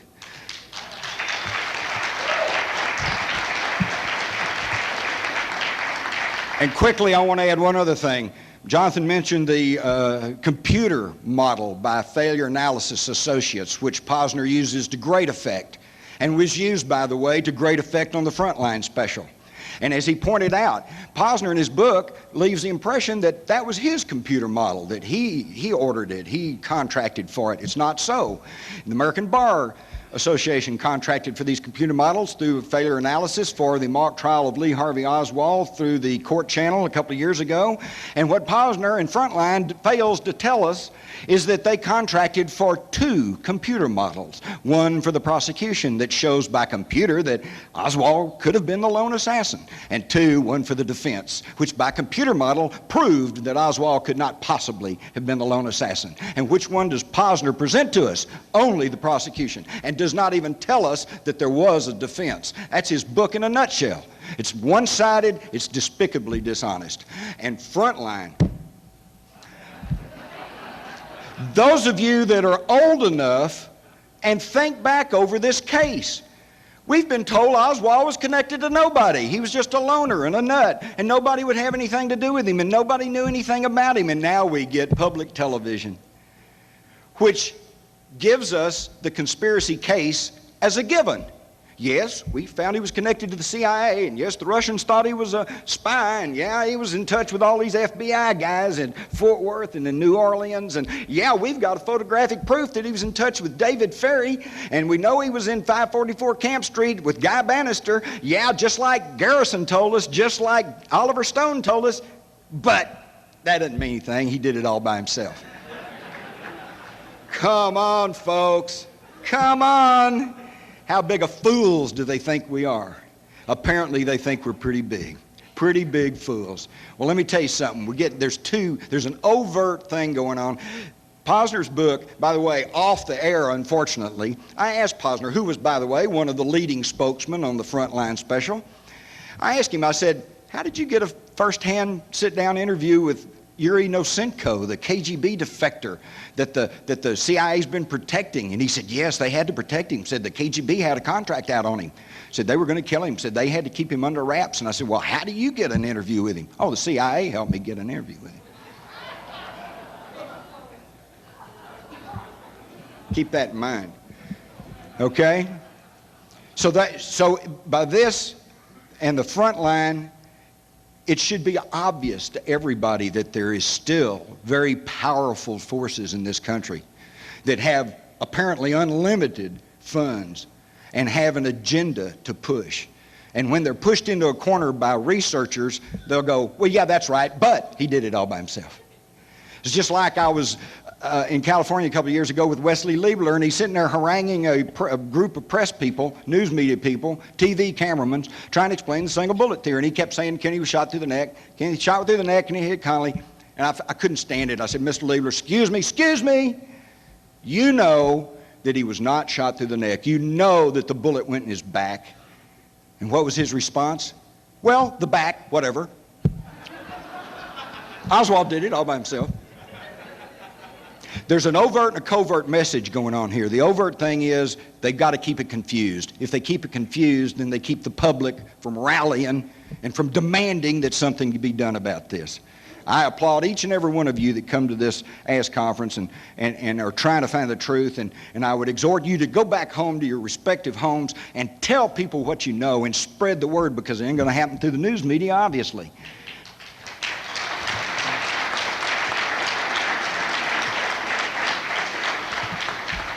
Also, hound your local news media. Call them up. Call her hand on it when they don't do that. Marguerite Oswald did that all the time. When the Star Telegram would run some article and call her son the assassin, Bang, she's on the telephone. He's the accused assassin.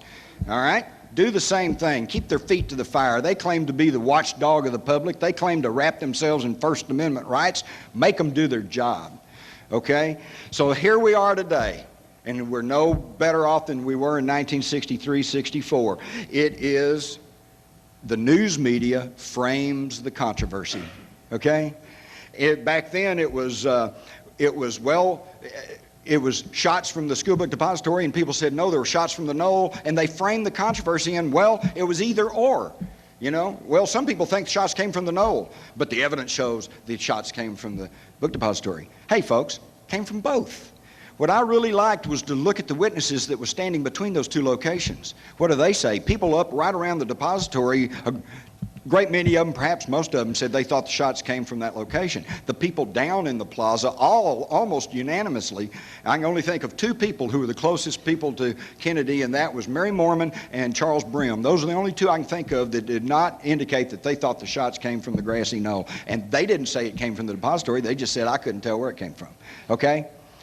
So they try to frame the thing as it had to come from here or here, but look at the witnesses in the middle. There were shots here, there were shots here. Came from both places. Now we're seeing the same thing going on today. Now they're trying to frame the controversy and trying to style it that Oswald either did it all by himself or he was an innocent patsy. Well, folks, there's plenty of latitude in between there, okay? Plenty of latitude. I, for one, don't believe that Lee Harvey Oswald was some innocent guy off the street that was just pulled in and named as the assassin. He was involved, but he was involved exactly as his mother and his wife Marina has publicly stated. He was an agent of the United States government, and he was mixed up in this whole thing, and I think he was reporting back to his superiors on what was going to happen. That's why they had to destroy the Hosty note. That's why the Dallas police, out of their files, was taken the letter to the Dallas police signed Heidel, written in Lee Harvey Oswald's handwriting, that's warned that Kennedy was going to be killed in Dallas. Okay, he knew something heavy was going on. He was reporting back to his normal superiors, but he knew enough to try to even go outside the normal channels and warn of what was going on. And I don't think there was anybody more surprised to hear that President Kennedy had been killed than Lee Harvey Oswald, even though he knew there was some stuff going on and plots were going on, etc., etc., etc. All right, but again, they try to frame the controversy. He's either innocent or he's guilty. Now, you know, it could be in between. And so here we are in 1993. We've had this whole thing. He did it. Well, maybe he didn't do it. Here's this fact shot down. Well, here's another fact, that fact shot down. Here's more pronouncements, and we're still where we've always been. The facts speak for themselves, but they can't seem to overcome the official pronouncements. All right? So keep that in mind. Trust nobody, me included. Question everybody and think for yourselves. Thanks. Have a good conference.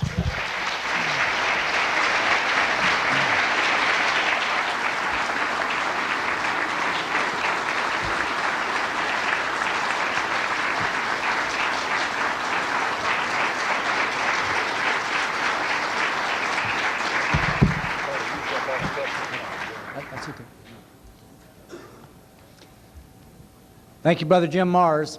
We're running dreadfully short on time. We're going to try to take a few questions. If you want to line up over here to the right, come up to the microphone and direct your question to any of us. We've only got about 6 minutes left, so we're only going to take a few questions, okay? Keep in mind, too, that probably a lot of the questions you have will be answered at the various panels of this conference. And you feel free to come up and talk with us afterward. Yeah. Okay, I have one quick question for anybody who can answer up there, maybe Jim or somebody. Marion Baker has always intrigued me. Why is he the only person in the whole parade or motorcade route who stops, runs up into the depository building and says shots were there, puts a pistol on Lee Harvey Oswald within a minute 20 of the shooting, and nobody grills him as to why he was the only one who did that? Well, let me answer it real quick. He said that he was riding up Houston Street, heard shots, thought they came from the direction of the depository, and saw pigeons fly off the roof of the building, and he thought somebody was shooting from the roof of the building. That's why he went there. I've read that. I mean, the bottom line is I heard that he and Truly said they wanted to get to the 6th floor to look into the parking lot behind. No. He was going to the roof.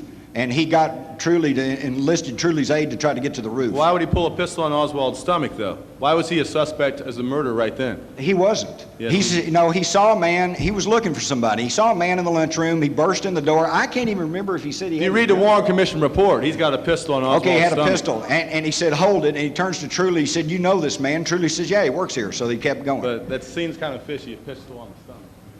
Maybe. I don't know. I want to talk about Mr. Cohen is a so-called expert on the medical evidence and saying that the single bullet theory cannot be proven. There's heavy evidence, but there's absolutely simple, incontrovertible, without a doubt evidence that he could not have been hit a single bullet. Anyone in this audience, your 10-year-old kids could prove it. You could prove it to your 10-year-old kids, and I'll tell you how you do it.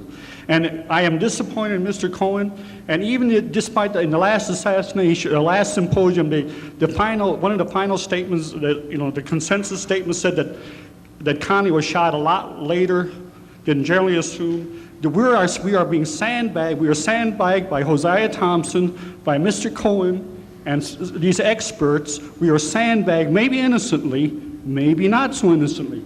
Here's the way we're saying. You get out volume 18. Volume 18. Wait, no, Do you have a question? Volume 18. I'll ask you the question. If you look at volume 18, pages 1 to 18 of the Warren Commission report, the Zapruder pictures are shown frame by frame.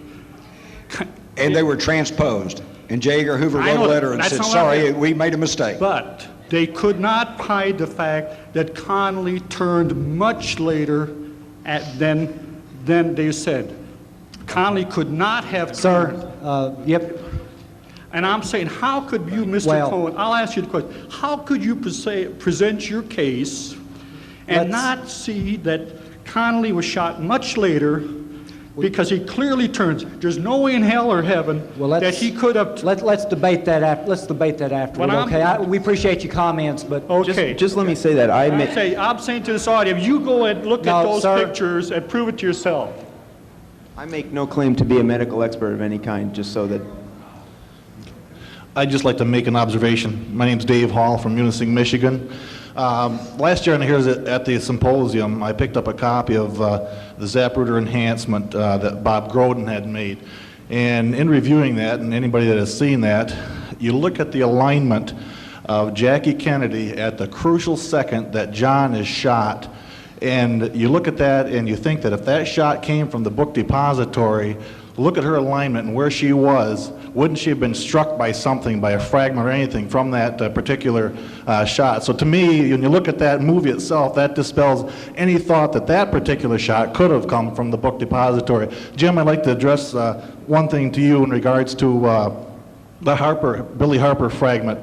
Is there anybody that has done any thorough investigation of the Billy Harper fragment that was found in Dealey Plaza so that I understood that he took it to his uncle who said, yes, it was a fragment from the head. But what's happened to that fragment, and has it ever been concluded that, in fact, that was from John Kennedy? Because obviously that would point to a shot that came from the grassy knoll. Harper's uncle, by the way, was a forensic pathologist, and he has identified it as a piece of the occipital bone, which is the big bone in the back of your head, which is totally consistent with the idea of the big hole right here that was blown out, okay?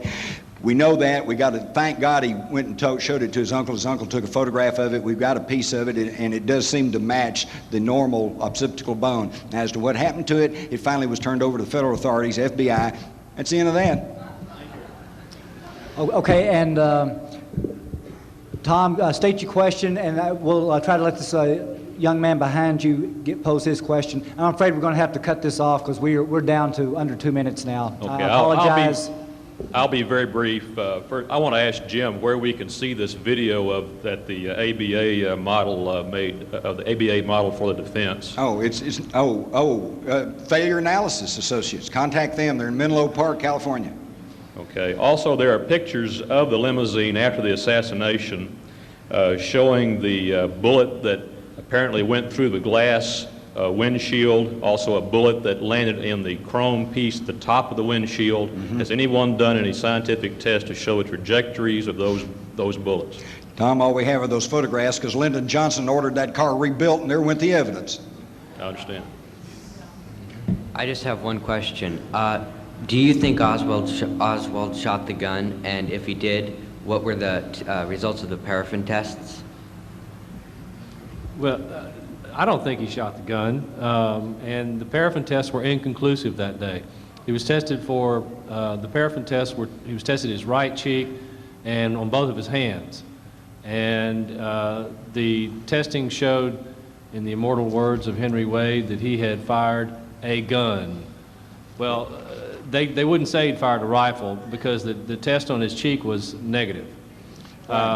Negative on the cheek, right, is pretty strong evidence that he had not fired a rifle. That's right. And paraffin tests, though, are notoriously unreliable. You can score positive on a paraffin test from something as simple as urine on your hands or anything. I mean, there's a number of things that cause that.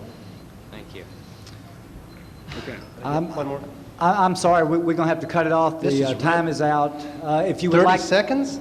This is real important. Is there any way that Kennedy could have been tipped, if he wasn't standing bolt upright, that the bullet could have entered the back and gone out the throat? If you're up like this, it wouldn't, but any other angle possible. Quickly, the House committee tried to come up with this because they pretty well correctly understood the wound was in the back below the shoulder blades, so they came up with an explanation. It seems that Kennedy, at the moment of the shot, bent over.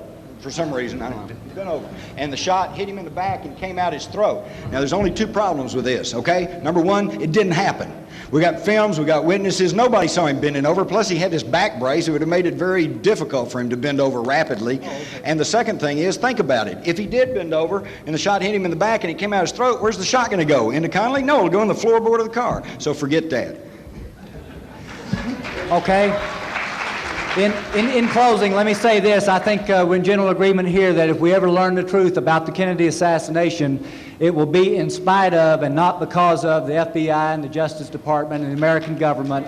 If the case is ever resolved, it will have been through the dedication, perseverance, and courage of private citizens all over the country, citizens who cared enough about the concepts of truth and justice to get involved, and citizens who I think in many respects represent the best of the American people.